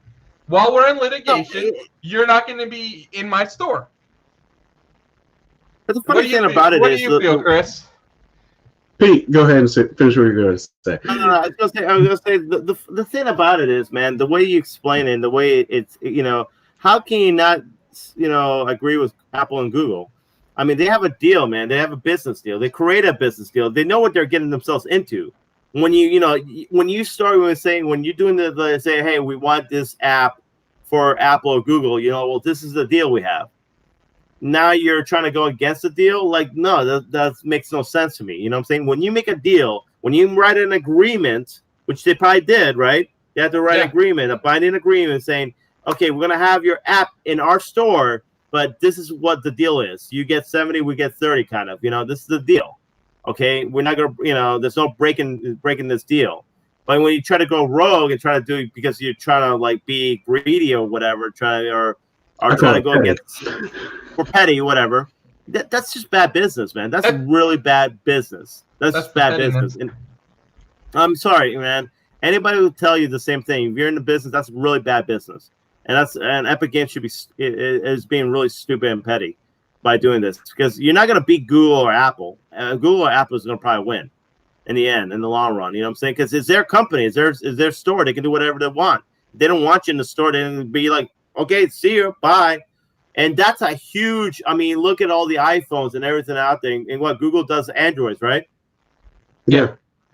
Okay, so Android. I'm siding with Apple after I'm not happy with Apple. So if that says anything. Yeah, but I'm saying though, literally, you have Androids and iPhones, which millions and millions of people own. That's really the only options. Those are the only options. You really don't have much more options than Google and Apple. Yeah, you're really playing stupid games, honestly. Your Windows phone. Do they even make those anymore? I think so. I think it's still around. Yeah, they're playing stupid games, honestly. And when you play stupid games, you're gonna get stupid prices. So if I thought it's Epic Games, I'll drop this lawsuit and try to get right back with Apple. Try to get into good graces with Apple and Google. That's just dumb. Let's hear it, Chris. What's up, Sarah? Anyway. I mean, I get it, but then I'm like, is that too much for them to take out, though? 30%? Everybody gets that. I know everybody gets it, but is it too much of a cut? These are billion-dollar companies. I think that's the problem, is the fact they have too much of a big cut, and they want to try to see if they can make him go lower. Well, and I know Epic's was trying to be the good guy on PC, and they're split on PC, and their store is 8812. Yeah. So I mean, I get what Epic's trying to do, but I don't think that's the way you make change. No. I don't think you go rogue like that and get to make change. Really, make your own operating system. That's what I also think is going to happen as well. Make your own operating system. Come out with your own phone and take all the games using Unreal and make them exclusive to your phone. Yeah. If you really want to pound them, that's the way to do it. I think that is the way they're probably going to go then, because they're big enough to do that between them and Activision. Actually, Activision isn't Activision Epic anyway? No, Tencent owns Epic, which is a Chinese company, but they are a rich Chinese company. Yeah. So actually, I think they own Activision too. So yeah, I think they're all in the same house. So imagine that for a second. Imagine if you had a phone that can play Call of Duty Warzone, Fortnite, all these different things, and you can still use your phone. And it's just like, oh, you mean like xCloud? xCloud, yeah. Imagine you have an xCloud, and then actually, you know what? Maybe even a freaking xCloud when it even comes to that phone. So then it comes to the point of like, all right, so why do I have an Apple phone? You know, the only thing that bothers me about this is the fact that you have these multi-billion-dollar companies like arguing over like whatever. I mean, I'm pretty sure Epic's probably close to $1 billion, maybe, or was it Fortnite? I just think it's funny how we see these companies arguing over maybe chump change. You know, I think it's stupid because they're both making money. Google and Apple are making money. Epic Games is still making a damn money with Fortnite. I mean, you know they're making so much money off of it. I just think it's hilarious when these two major companies, multi-billion-dollar companies, fighting over this crap. It's just stupid. It's just greedy, just being greedy. Both sides, honestly. It is when you crazy look at it. to see what Tencent owns. They own full ownership of Riot Games, who makes Valorant and League of Legends. They have full ownership of Norwegian publisher Funcom, full ownership of Swedish developer Shark Mob, 80% ownership of Grinding Gear Games, who makes Path of Exile, 84% ownership in Supercell, who does Clash of Clans and Clash Royale, 40% ownership of American developers Epic Games in the Fortnite, which makes Fortnite in the store. 20% ownership of Marvelous Games, who owns Gmode and a majority of Data East properties. 18.6% of iDream Sky, 5% of Fun Plus, 17% of Netmarble, 15% of Glue Mobile, 5% of Paradox Interactive, 5% of Activision, 9% of Frontier Development, 5% of Ubisoft. Jesus! Yeah, so, they own like a little bit of everything. Yeah, so they're not really hurting too much. Yeah, so I think if they're gonna if they want to go toe to toe with the big boys, they could. And to be honest, yeah, you may take out a store, but you can still play the game. Yeah, you can still play the game. Because I thought you weren't able to play the game at all, but if you have it downloaded already, you're able to still play the game on there. Just still silly. Can I buy it? The whole thing is silly, honestly, when you think about it. Because, like I said, they're really fighting over money, and which they already are rich. Both companies are rich. All of them are rich. So I think it's just silly. But at the same time, Epic bought Rocket League. They own Rocket League as well. Yeah, I mean you can still play it. There's whatever. All right. I mean, this didn't really change much for me anyway. So, moving on. So, something happened before we went live. This is my breaking news. Oh, yeah. Ooh. Oh, just to let you know, Battletoads is available right at this moment. Launched it a little early. Launched it a little early, guys. Let's watch this real quick.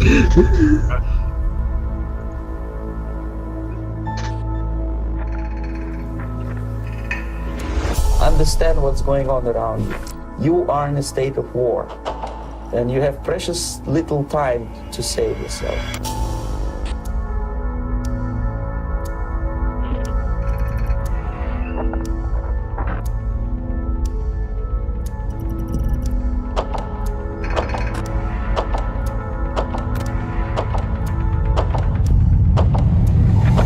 It's a slow process which we call active measures. The first stage being demoralization. It takes from 15 to 20 years to demoralize a nation. The next stage is destabilization. What matters is essentials: economy, foreign relations, defense systems. The next stage is crisis, with a violent change of power, structure, and economy, period of normalization.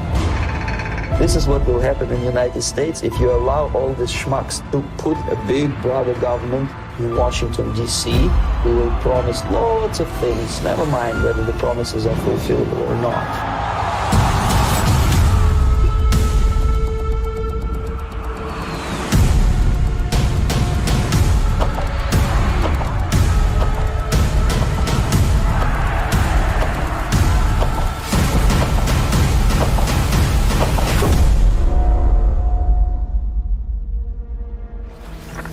time bomb is ticking. With every second, the disaster is coming closer and closer. The danger is real.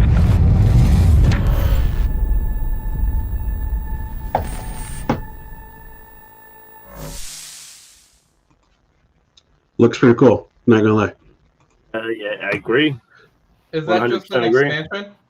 No, that's a new game. Oh, that's the new one. Who's that one? Who's the developer on that one? I'm assuming Treyarch, since Treyarch? Okay, so the Black Ops. Yeah. Cool. It's called Call of Duty Black Ops Cold War. Looks pretty cool. They've been hinting at it a little bit. If you've played Warzone and you walk through a certain area, that like your screen kind of glitch out and it'll show like symbols. That's which cool. is actually yeah, like you just sit there playing the game and all of a sudden your screen will glitch out and you just see a random symbol. You're like, what the hell? And you walk back, you see it again. So they've been hinting at this for a little bit. So we shall see when it comes out. The reveal is August 26th, which is next week. Wow, that's quick. Huh? That's quick for it to be coming out. Yeah. No, the reveal of it is next week. Oh, the reveal. Okay. Yeah. This is the first time they're revealing it, since normally Call of Duty get revealed back in May. Yeah. Normal. Is this game supposed to take place present time or in the past? Cold War. 80s. Cold War, so 80s and 90s? 80s, right? In the 80s, yeah. Okay, Yeah. cool. Really cool, dude. So, yeah. That was my kind of breaking news. Now, on to whatever the heck this is going to be. Something with owls they're talking about. The Court of Owls. Yeah, Court of Owls. Yeah. I don't know what that is. I'm not familiar. Is that really the game that's going to come out?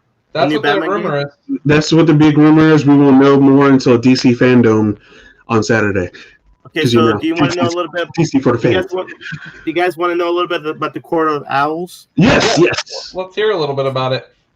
I mean, I haven't read the comic book myself, but I know a little bit about it. So it's supposed to be this secret society in Gotham that I believe Bruce Wayne's parents were attached to, and it pretty much like Illuminati confirmed. Pretty much, kind of like the Illuminati. They like pretty much have all control over Gotham and all that. They're like the secret society, and they have these assassins called Talons, who are straight up badass people. Like they're really straight up badass assassins and all that stuff. And I guess they take care of certain things that they feel like are challenging their, society or whatever, their control over Gotham. So yeah, it's pretty badass stuff, man. Are like I said, I don't know too much more about part of this. No. Well, I mean, maybe, but I mean, he's not really big. Penguin's not really attached to that. Like, it's not like this is like a real secret society and all that, where all like the elites are in charge of Gotham and all that.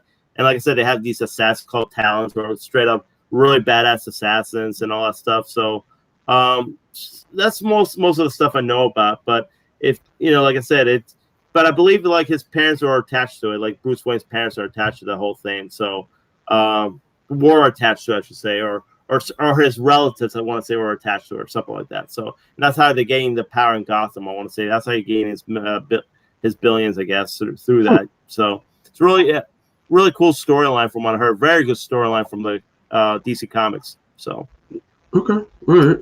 Well, WB, I think Montreal has been teasing that for the past couple of days. Also, as well, redacted. Redacted that. Also, as well, I'm sure that will be revealed on Saturday, as well as Rocksteady's new game, Suicide Squad. So that's not that Batman game's not going to be No. from Rocksteady. Oh, I'm good. No. Did you not like Arkham Origins? I never played it, but I heard it's the worst one. Because it's not made by Rocksteady. Because everyone was like, "Oh, it's not Rocksteady, so it's not going to be good." But it is good. I liked it. Yeah, I like Origins is pretty good. It's short, but it's pretty good. Yeah. So the rumor about Suicide Squad, are they going after Superman? Is that the rumor? They're going after the Justice League. It's called Suicide Squad. Wow. Kill the Justice League. Wow, that's going to be pretty interesting stuff.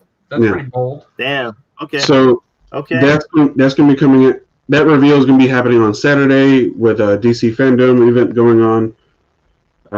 Yeah. So I'm sure both games will be revealed then, as well as everything else, because it seems like a lot of things are coming. Good. That We need day. it. We It's need it. 24 hours of just straight content. And I just want to comment on Rob. So Pete reminds me of the Cold War general. I don't think the guy was a general, Rob, so you got that wrong. But yeah, I don't look nothing like the guy. So good comment, Rob. Anyway. All right, moving on. The Indies showcase happened yesterday. Out of nowhere, out of the blue. They showed us some games, and it was actually a solid presentation. I'll give it that. I got to see the games that I'm looking forward to on Game Pass. It's nice, you know. It's a win-win for everybody. It was a solid presentation, and a lot of what I really liked about it was something that Nintendo does that neither Xbox or Microsoft or Sony do. Is the fact that like most, I say, good 70% of the games that they showed was available that day. That's, you know what's funny is like when the first game they were showing off was like, oh, available this fall, but there would be a demo today, and then after that it was just like available today, available today, available today, available today, and I'm like, that's the way these should be. Like I want to see the games and I want to play them right now. Yeah. Dude, getting Raji as a timed exclusive is pretty awesome because that game was available on the summer thing that Xbox had with the demos. And it's pretty cool. It's like a mix of Prince of Persia and like Rhyme, like that kind of a game. Mm-hmm. It's actually a good game, really good game. So the fact that they got that console exclusive, very cool. I heard the Spiritfarer game is really good. That's on Game Pass. It was like launched yesterday. IGN gave it a 9. And then I wasn't really a big fan of Untitled Goose Game, but I kind of want to give it a chance now that they're adding that co-op mode into it. Because it looks even more hilarious with 2 ducks or 2 geese. Yes, it does. You're goose. You're now doing like. They could be 2 jerk. Oh my geese. god! It co-op and you can both torment people and whatnot. So it's gonna look pretty cool. It looks pretty cool. It looks pretty fun. Except for that little Ori game ripoff. Oh, Everwild or whatever? No, it wasn't Everwild. It was no, some type of spirit thing. But I was like, Everrise. That's yes, Everrise was a straight ripoff of Ori and the Blind Forest. Yeah, somebody I think it was a game dev or a game journalist too. They even said I've never seen a game that was so close to another game. Yeah, like it's like everything about it looks like Ori. I'm like, that's ridiculous. The fact that it actually passed and Nintendo's like, yeah, shut off. And Ori's on the Switch. That's the even crazier part. And people who sit there playing like, isn't this like literally okay? All right. Yeah. But, Torchlight 3 looks really good too. I'm pretty excited for that. Did you not see the showcase, Pete? I did not. Okay. I did not. It's worth watching. It's a pretty good one actually. Yeah. All right, go check it out. It's funny coming from you guys because you guys like literally bash Nintendo all the time. So it's funny actually hearing some praise for Nintendo. It's just refreshing hearing that. You know, for every company that does good, I will say they're doing good. But if you do bad, like what Nintendo has been doing has been kind of bad. Like we've gotten a mini direct, we've gotten an indie showcase. So where the frick is my damn Nintendo Direct? Yeah, there's some. I'll tell you what though, there were some games on there where I'm just like, this is not for me. Like that Card Shark game. Yeah. I'm like, that game looks terrible. Like I don't know. I mean, I feel bad for the people that like put their time and their work into that to say that about their game, but it's just like definitely not something for me. Not every indie game's gonna be a hit, but you know, I think some of the games are gonna do pretty well and be a hit. You know, I would say though the makers of Ori and the Blind Forest should definitely look into that other one and maybe Microsoft a lawsuit or something. Owns the company that makes it, so I don't think Microsoft would go after some indie developer for that. Just doesn't even seem worth it. I wouldn't. It seems kind of petty. Yeah, it is. You know, but That's good to hear. I'm gonna check it out myself just to see how it is. But As you yeah, should, sir. As you I should. feel like I think indie games definitely keep Nintendo Switch afloat. Definitely keep them afloat. So That's the only thing. considering they don't really, yeah, it really is. Yeah, because without I'll give you indie games, that. what the It hell really else would they have? Because they ain't releasing their own shit. Well, same with that. Oh, you can say the same about Xbox and Game Pass. Really, that keeps them afloat. Yeah, but at least they release their own games. Can't say that. Come on. Well, I'll give you that. They're releasing 4 games in the next 2 weeks from their studios. So get out of here, Pete. Yeah. Battletoads, Microsoft Flight Simulator, Wastelands 3, and tell me why. All right. You got me there, man. You got me. Nothing but a heartache. You got me there, man. You got me. All right, moving on. All right, so. Oh, nope. Sorry. We already did that That one. looks familiar. Yep, that looked familiar. Ghost of Tsushima is getting a free multiplayer. What? A niche game multiplayer? No way! And it's going to be absolutely free. Yeah, co-op and a new story. Awesome. Yeah. So good for Sucker Punch. No, was it Sucker Punch? Yes, good for Sucker Punch. Don't know when the release date is, but I mean, I'm interested. Pete, you have a question. So you ever beat the game? No, I'm just asking. You ever beat the game, right? I haven't beaten the game yet because I want 100%. I'm playing it right now. Yeah. Okay. Jeff says it's game of the year. By the way, Jeff doesn't like a lot of things. Jeff that's his niche kind of thing. So that scratches his thing. Yeah. It looks like Zelda. So, and that's Jeff's favorite game. So exactly. I mean, Pete, I'm surprised you haven't got on this. You love Zelda. I do. So what? This game's like Zelda? Yeah, very much so. Like Zelda and Assassin's Creed had a baby. Really? I did not know that. Yeah. I might purchase it maybe in the fall time. It has like Breath of the Wild elements where like you're free roaming and you kind of like from what I watched of the video, it looked very much like that. All right. It's free roam. I'll wait. There's no really map to it. There's no mini map or anything like that. The wind guides you, tells you where to go. It's very the wind carries you away.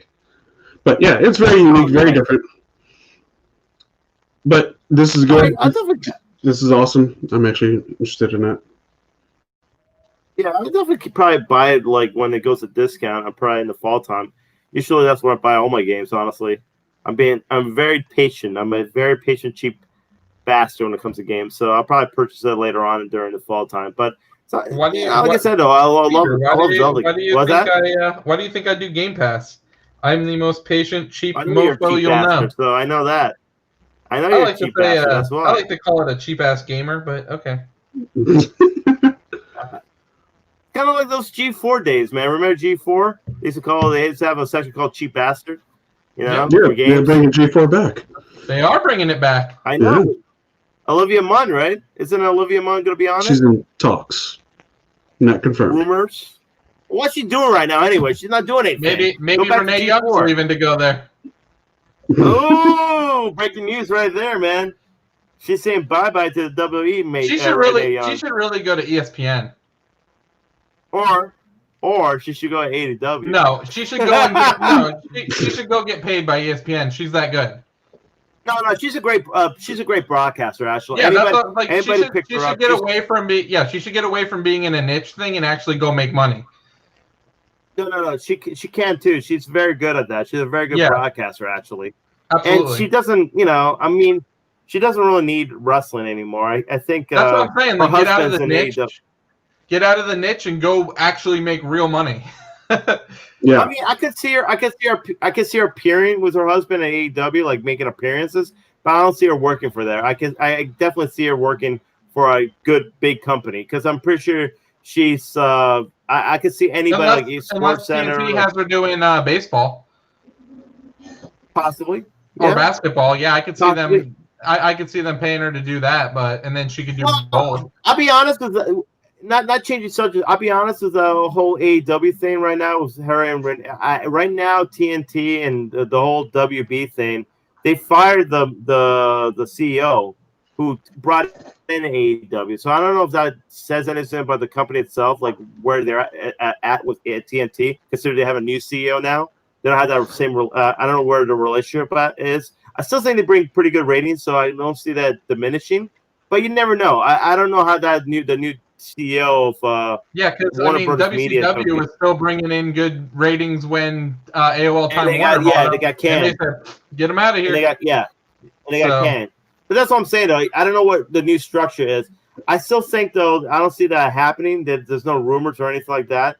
There's no decline. It's actually risen. But at the same time, you never know with that. But I don't know with Renee Young, but I'm pretty sure she's going to end up in a somewhere pretty she's going to do pretty Hockey big. Night in America.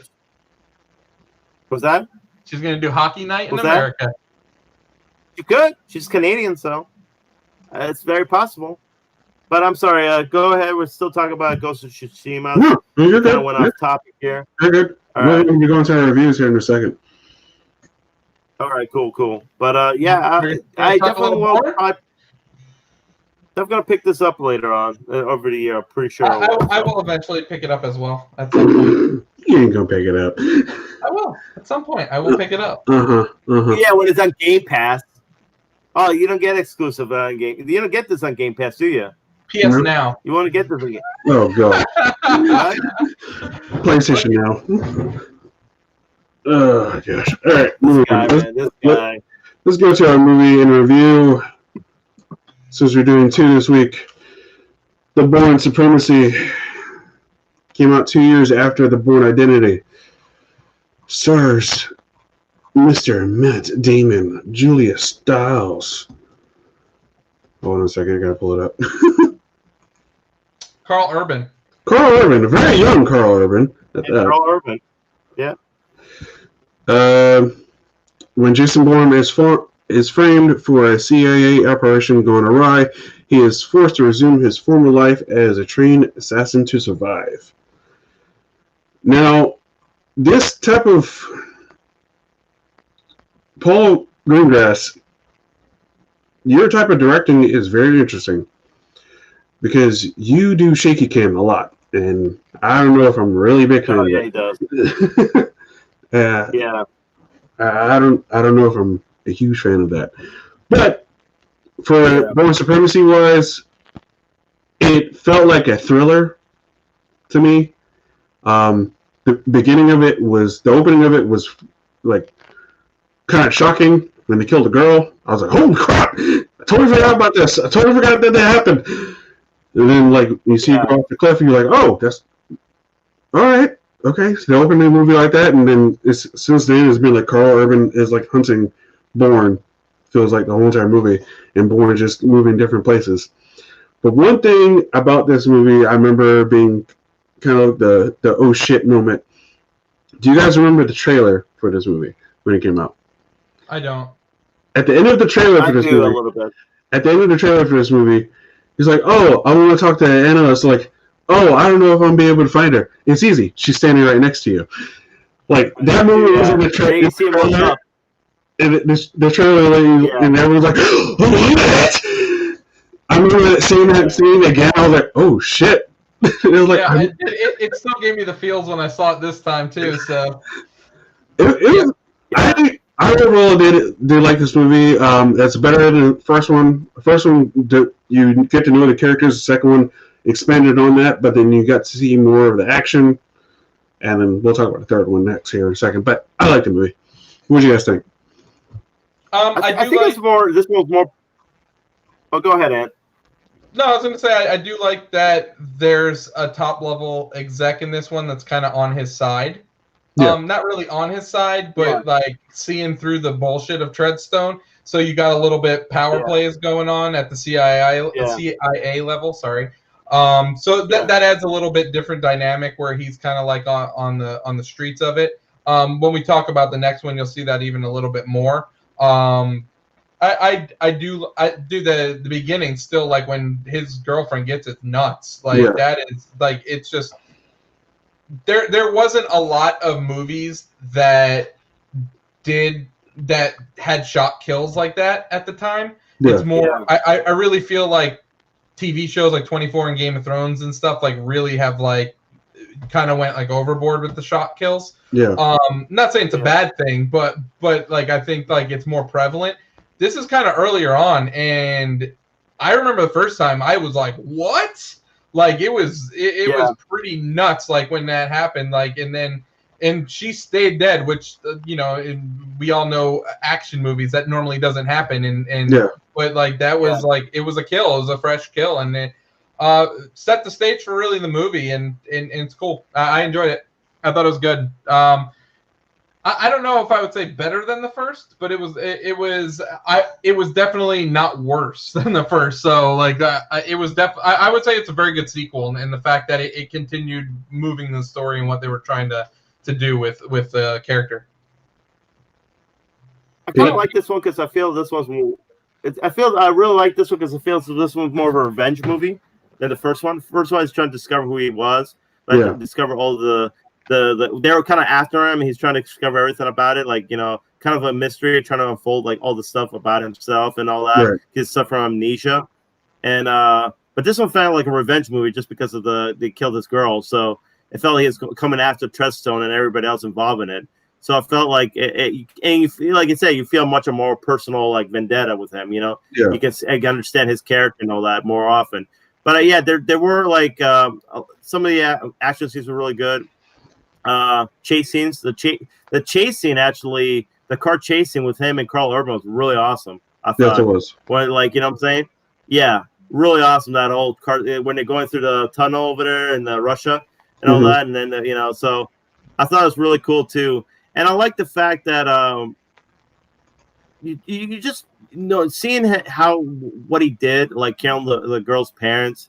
And understanding that this guy wasn't really a good guy at first, like he really wasn't. He's trying to redeem himself. I thought it was a really nice touch in the end by admitting that he actually killed her parents. Going to Minotaurs and that stuff. So I like that whole aspect. But I really like the Bourne movies because it's very. I mean, they're very similar. All three of them are very similar. We're gonna go talk about the third one too. But it just really does a good job. Like. It feels like one big movie. I don't know if that makes sense. It just feels like one big movie, the whole thing, which I like. I feel like most movies, kind of like the sequel, definitely differentiates from the first one. This one feels like when you watch all three, it feels one big movie, one big storyline, which I like. Yeah. I think they do a good job with that. Keep the same music and pace and everything else about it. So it doesn't really change up a lot, which I think that's good. I think that's the way you should keep it if you're doing a trilogy. So, but yeah, man, I really like this movie. It's really well done. I agree with you though. One thing I got to critique is the shaky camera. I hate the shaky camera. Yeah, it's one of those things that annoys me, especially when you have a really cool fight scene when it's up close. You never see like what the hits. Was this the one where he uses the magazine in the fight scene in the apartment? Or I think he did. He did it. Yeah, he did it with that guy. Remember, he's using his hit with the magazine. Yeah. That was so cool. I love his use of like unconventional weapons to like in the fight scenes. Yeah, he did that, and then he like that one guy who was working for Treadstone. He started hitting him with a magazine, and then he choked him out with a triangle choke. I want to say, he choked him out with his own I was going to agree with Leah there. You know, Jason could stay looking exactly the same, but the girl has to cut her hair and dye it black. Has to. Well, let's talk about a third one, actually, since we were at it, honestly, because I feel like that one's kind of leads into the next one, right? Well, yep. Hold on a second. But let's go ahead and just say the fact that the budget for this movie was $75 million. Opening weekend was $52 million. Wow, that's crazy. Gross USA. Nope. Gross USA 176. Worldwide 290. Oh, that was close, man. That was $4 million off. So how much was how much was it? They made it used to. How much they made it for? 75. 75. Still really good, man. Well, that's why they made a third. Exactly. Well, they made a third because the third book. No, that's true too. Yeah. So let's go on to that. third movie, The Bourne Ultimatum. Oh, it's getting a little older. Just a little bit.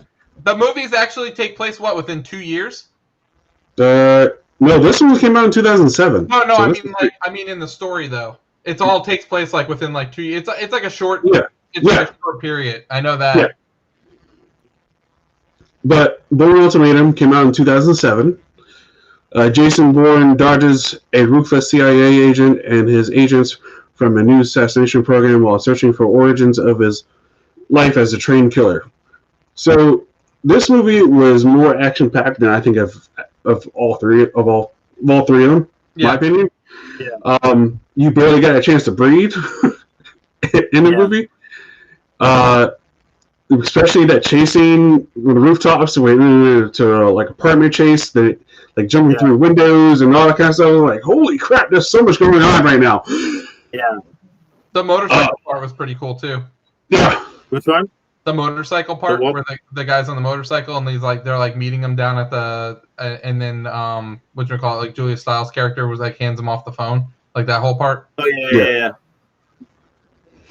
So this movie was good, just flat out good. He remembered everything and like just went all in ham. Do you think this is the coup de grace of the series? I'll be honest, I haven't watched the next two movies ever, so it'll be interesting. Neither have I, and I'm really scared about the next one. Have you seen the next two movies at all? That's interesting, because I know all three of us watched these three movies, so it's interesting to see that we didn't watch any after this. I'm pretty sure all three of us watched in the theaters. Yeah.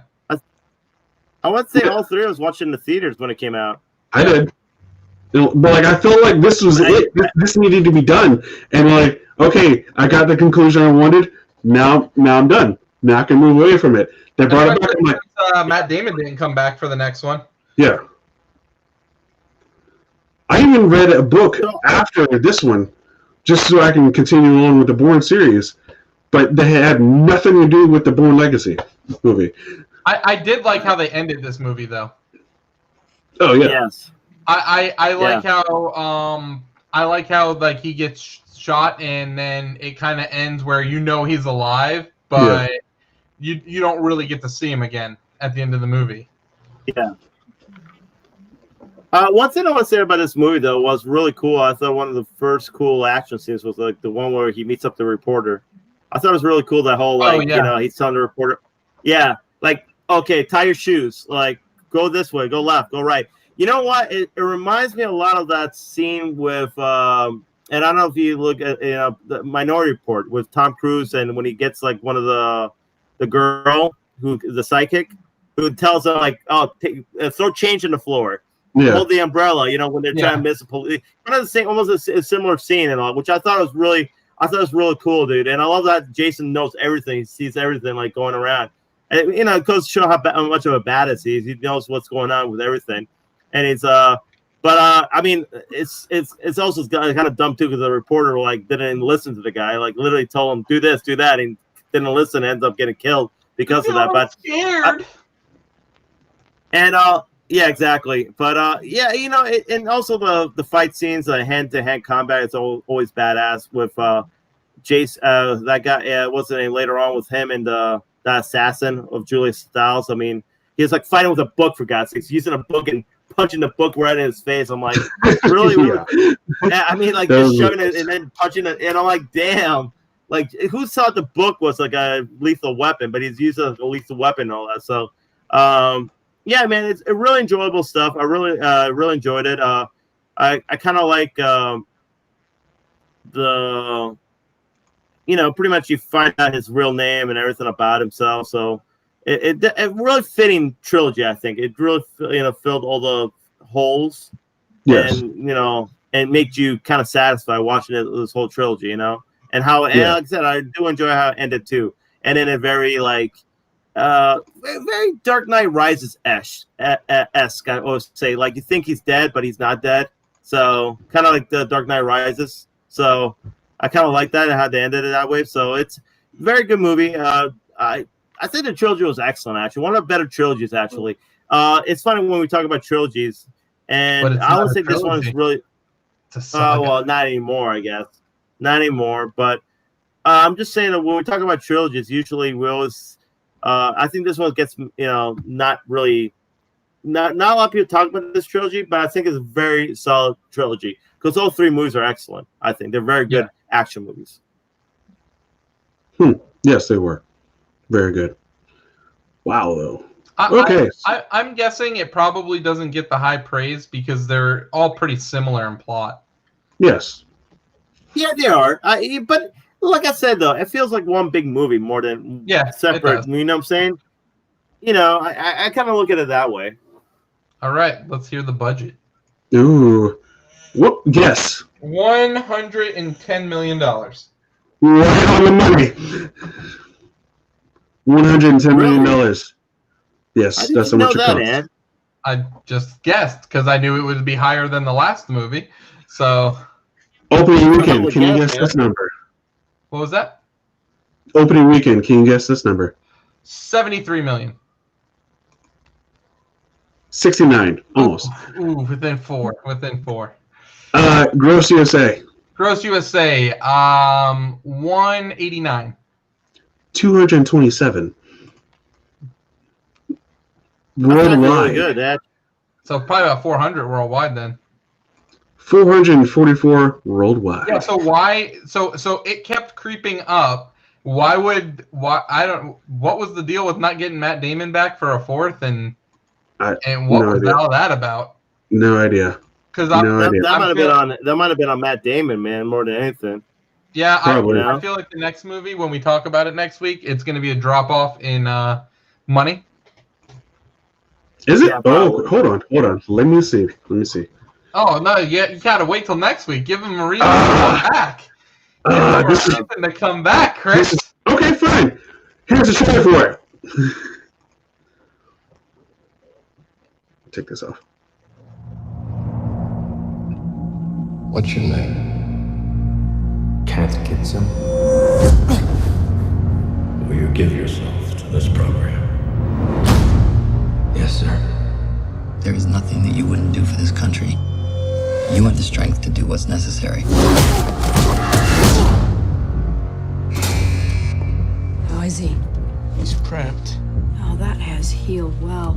What do you think that we do out there, Doc? Jason Bourne was the tip of the iceberg. It's Aaron Cross. We have never seen evaluations like this.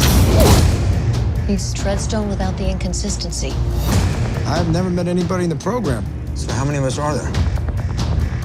You ask too many questions. Jason Bourne is in Manhattan. Confirmed. What? That's all I have. Gotta go. People, listen up. This is a national security emergency. The FBI is investigating links between Treadstone and this man, Jason Bourne. I go down for this, Mark. You were given a Ferrari, and your people treated it like a lawnmower.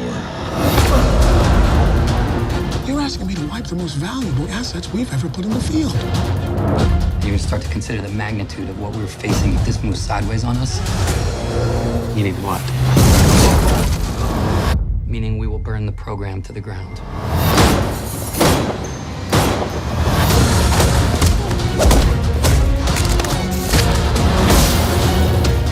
Look, it's me. Do you want to live? Because I want to live. You think that Jason Bourne was the whole story? There's a lot more going on here. You've had alterations to 2 different chromosomes. It's the most exciting development in the history of the science. Well, I'm not just a science project, Doc.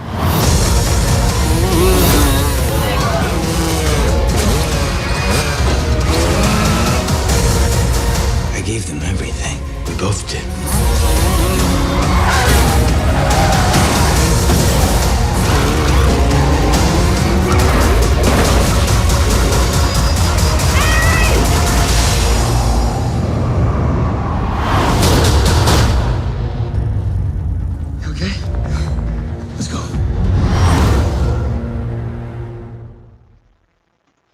The Bourne Legacy. They definitely spared no expense when it came to getting a great cast. I can tell you that. No, they didn't. Yeah. So, I mean, I'm interested. It's piqued my interest. Yeah, a little bit. But yeah. We know Matt Damon's coming back for round 5 though, or well 4 technically. 4. Yeah. After, so it'll be interesting to see. Yeah, we'll see what happens. All right, gentlemen. What have we been playing? So I will go first. I have been playing Darksiders Genesis, which is the 4th.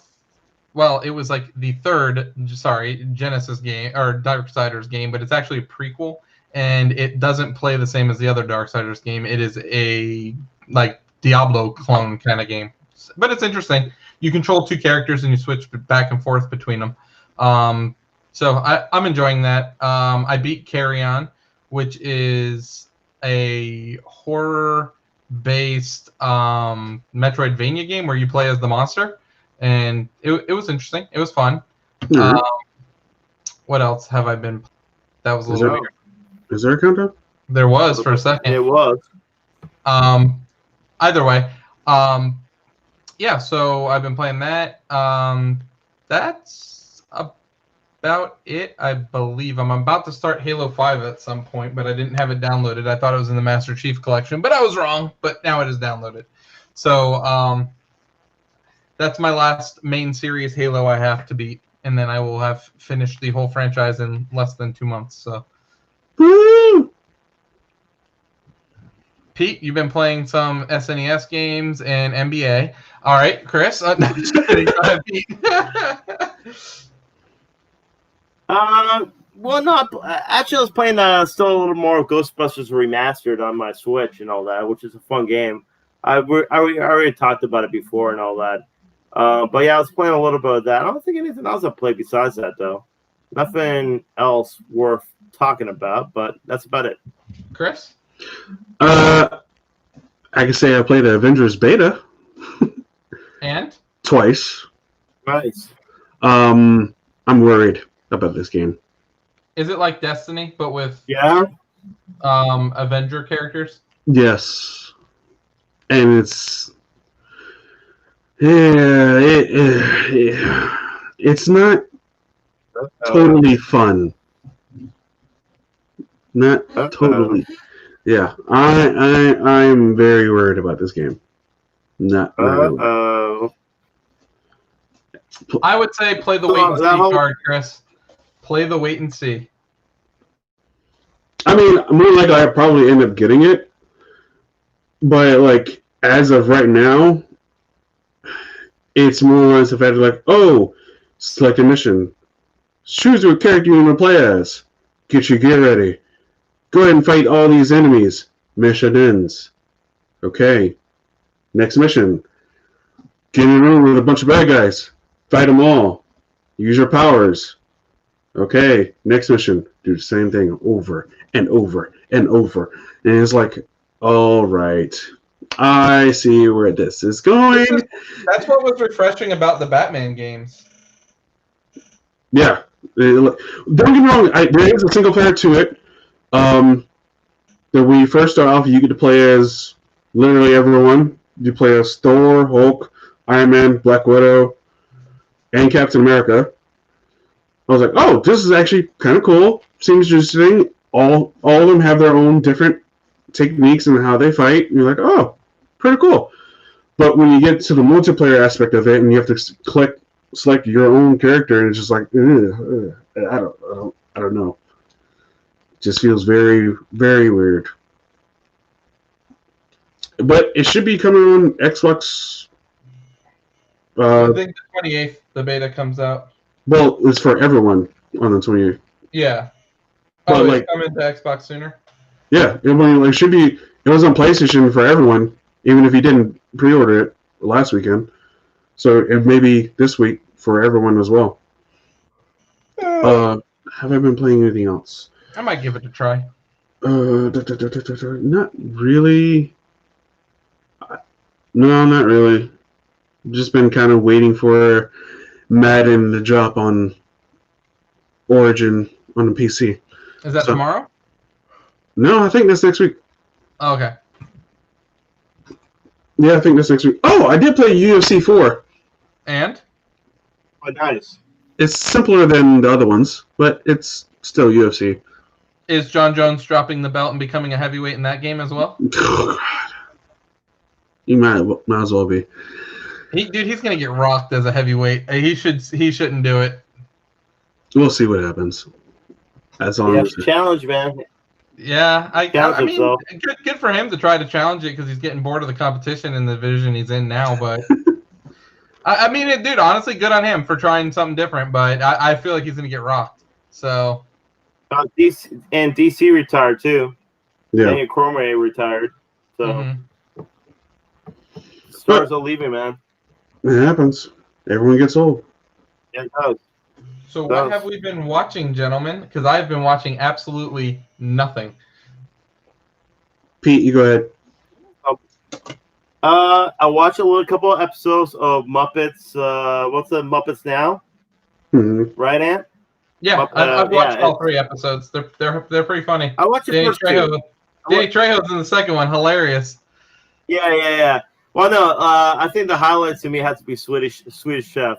Swedish Chef made me like laugh out loud. It's like seriously, Swedish I was Chef's laughing. So funny. Oh my God, it's so funny. Bunsen and Beaker are pretty funny too. Well, yeah, I like it too because it's like one of the episodes was like scientific. They're showing what burns and what what was it? What burns and what doesn't? I think or whatever. Or it's pretty. But I like it. It's pretty cool. It still like feels like the Muppets, just modernized, very modernized Muppets. But I thought I enjoyed it. It's really funny. It's if anybody likes the old school Muppets, definitely watch that. But yeah, Swedish Chef cracked me up, man. I started laughing my ass off. Swedish Chef. So, yeah, they like totally screws up everything. Like it's just so funny. But the new Xbox comes out in November, and you can maybe play mine if you're lucky. No. Watch a few. Chris. Breaking news, gentlemen. Breaking news, ladies and gentlemen. Morgan Creek Entertainment, which produced 2011's The Thing, is reportedly set to reboot The Exorcist, coming to theaters 2021. Oh yeah. Why? Why? I don't know if I want to really see it. Yeah, why? Why not a remake? I don't know. We'll see. Yeah, we'll see. Continue on. Yeah, so I watch a little more Clone Wars too. I'm almost done with season 1 of Clone Wars. Yeah. No, I was gonna say, dude, I love Obi-Wan in the series, man. Obi-Wan's the coolest, man. Like, there's one episode where like he's on a rescue mission, him and his troopers, and they have these aliens like hostage by these robots, whatever, right? The separatist robots. Anyway, they had these monsters, these man-eating monsters going after them. So Obi-Wan like lures these with his Jedi Force, lures these monsters into this like alley. They destroy like the roof, and he jumps right off of it, and all like a badass. It's really cool stuff, man. But yeah, I'm really enjoying that. And third, I'm watching. I'm trying to watch season 4 of The Wire, which it's an excellent show, man. If you guys haven't watched The Wire, go ahead and do it, man. It's a really excellent, well-written show. Extremely well-written show and all that stuff. I don't want to talk about it because I don't want to spoil anything for you guys. But really like pretty much focuses on the city of Baltimore and the crime in Baltimore and the politicians involved in it and everything else about it. Like literally from the police precinct to the detectives to the drug deals on the street to the politicians. Literally focus all these things that go about it and all that. And it's really well done, really well written. So I've always heard it's like one of the best shows, like, up there with like Sopranos and Breaking Bad. I've heard it's like kind of like in the same, like not like might be one of the best written. Not in the same like vein as those shows, but like it's really good like those shows. Yeah, I would say maybe like it's not the same. Like you don't have like standout actors who literally steal the scenes like. James Gandolfino, Tony Soprano, or Bryan Cranston as Walter White, or even like Peter Dinklage as Tyrion Lannister. Like, you don't have characters that really capture it. But I think it's more grounded of a show. I think that's the thing about it. It's way more grounded. But the writing is excellent. Like, I think the writing and how many characters are involved too. It's not just like, like focus on one character. It focuses on a lot. I don't know if there's any really main character. It's a lot of different characters. Like Game of Thrones, we have so much a really big ensemble cast. But like I said, it's very. But actually, I take that back. I thought Idris Elba was really good in it. Idris Elba, and I forgot the actor who plays. There's another couple other characters in it. I don't want to talk about Avon Barksdale. I want to say he did a really good job, but but yeah, it's really well done, very well written. Like I said, it can be a little bit wordy, can be a little bit slow but like I said, if you're really interested in something like that's really good show, very well written, definitely watch The Wire. Okay. Oh, it has Lance Reddick in it. Love Lance Reddick. Yeah, he's great in that show too. Yeah, he was great on Fringe. He was excellent on Fringe. Clark Peters. Yeah. Dominic West sounds familiar. Where do I know him from? He was in 300. He was in Punisher Warzone. The dad in Tomb Raider. Okay. Yeah, Tomb Raider. Yeah. Also, I don't know who plays. I've seen this actor in a lot of roles too. He plays. I forgot his character's name. It's. Jeez, I forgot his character. But he's in a lot of movies too. He kind of has a scar on his face. Forgot what his name is. The character he plays in the show, but starts with an A. It could be. I forgot the character's name. But anyway, he's good in that show too. Sure. Anything else you've been watching? That'll be it. That's all the stuff I've been watching so far. So. All right. Besides the Bourne movies, I watched Project Power. I watched The Tax Collector.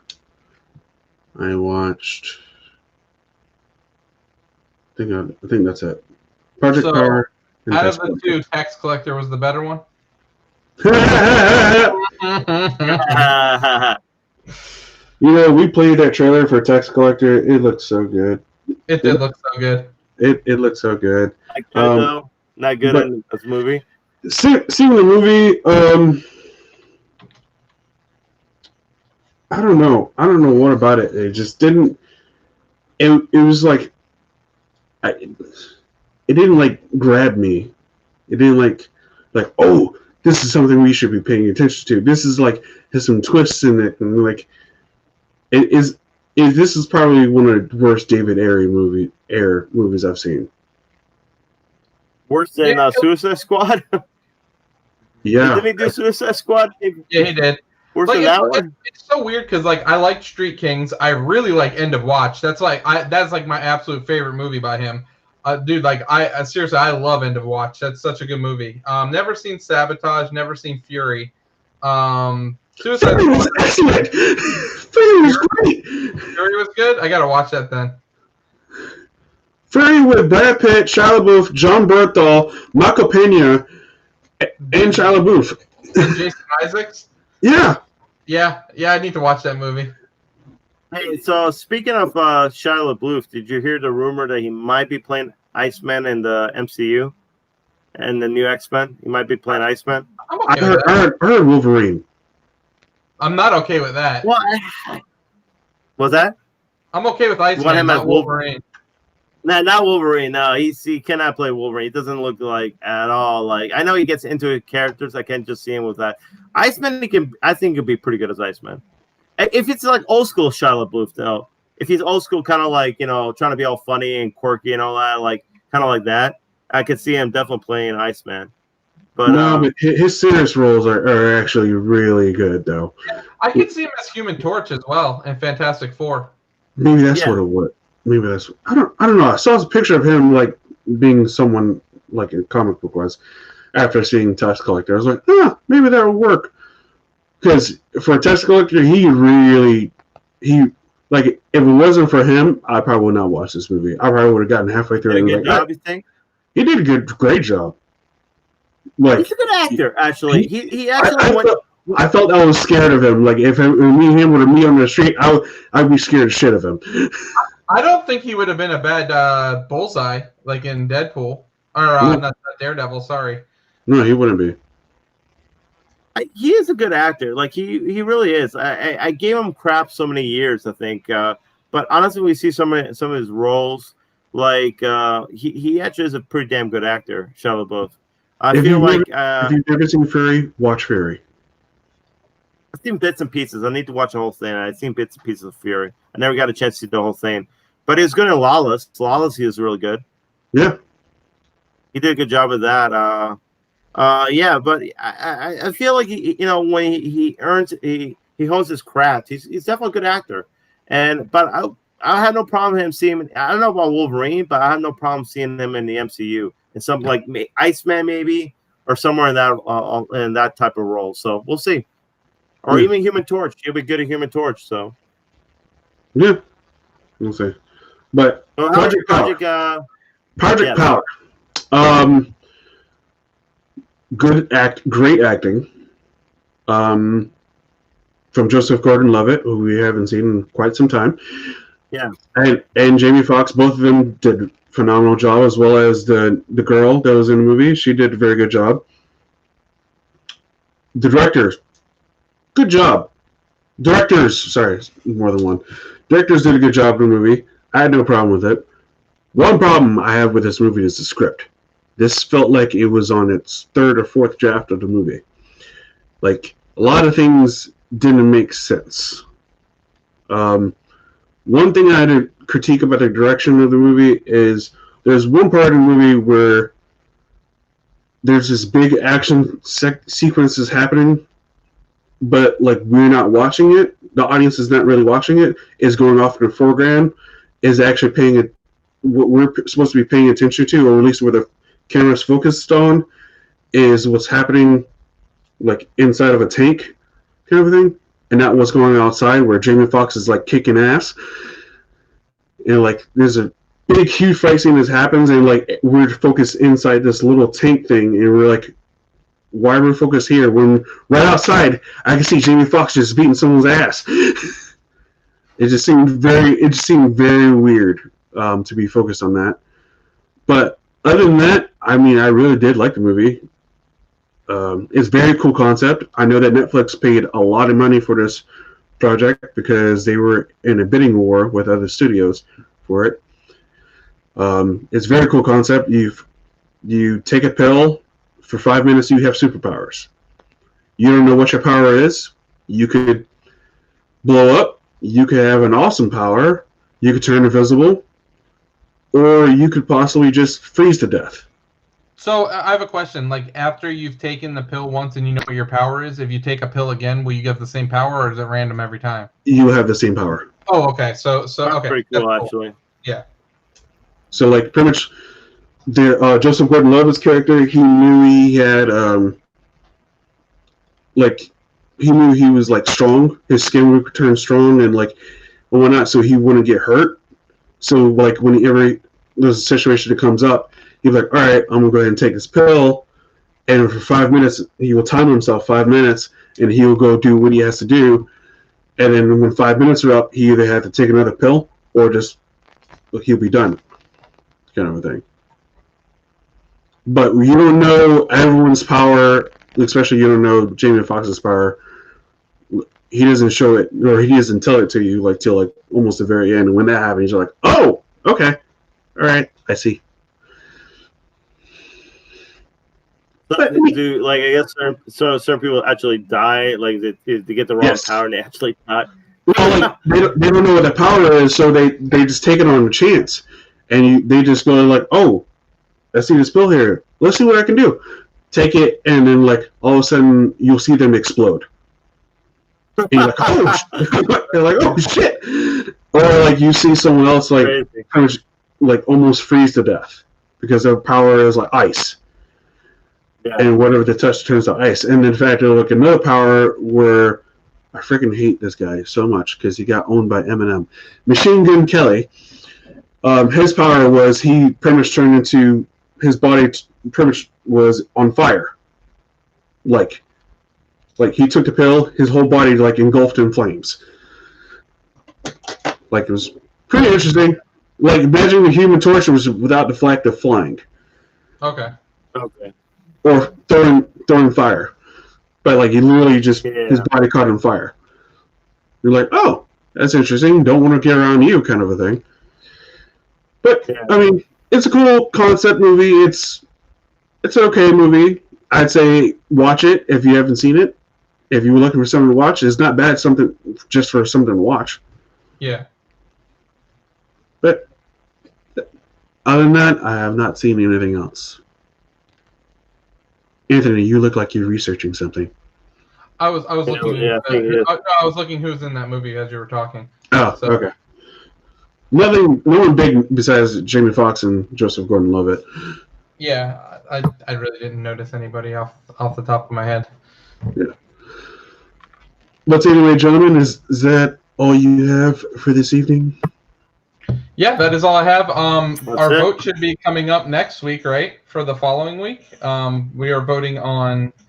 I can't remember the second franchise I picked. I remember one was Mad Max. I cannot remember what the second franchise was. Was it Pirates of the Caribbean? I don't know. Was it? I don't remember. I don't think it was. No, I think it was something from like the 80s.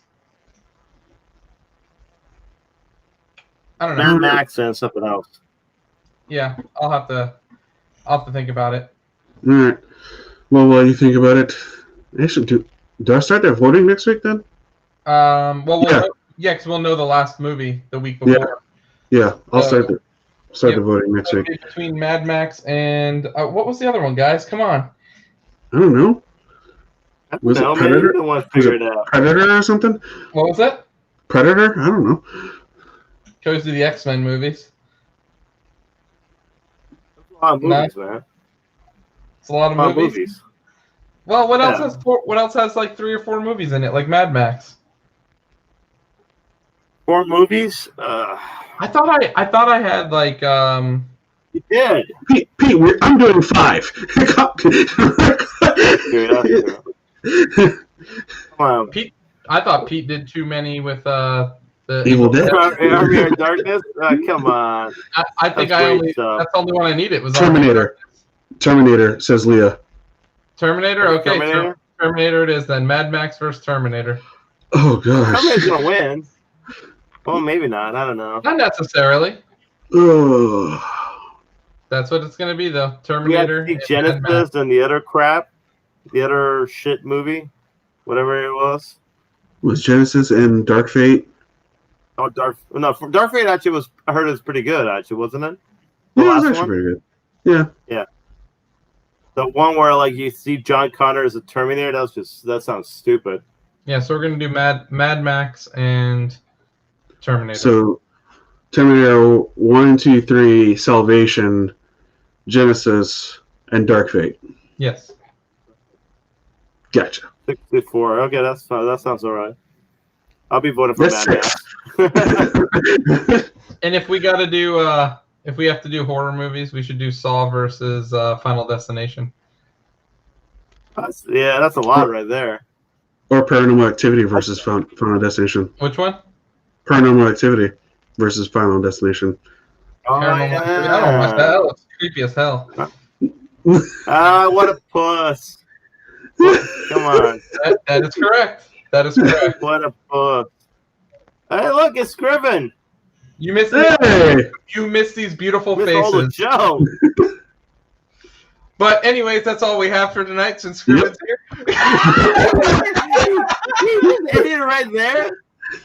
Oh man. I mean, we gotta do because I mean we're out of time. We are out of time. We'll be back next week. We'll be watching the Born Legacy. Legacy, yep. Talking about that next week as well as any other news that comes up. I maybe stream some Fall Guys after this. I don't know. Or maybe do it on Friday. I was watching a little bit of your video you had on your story. It looks pretty fun. Yeah, that was pretty hilarious. Yeah, it's a game I'd play. But all right, guys, you have a great evening. You too. Catch you guys in the next one.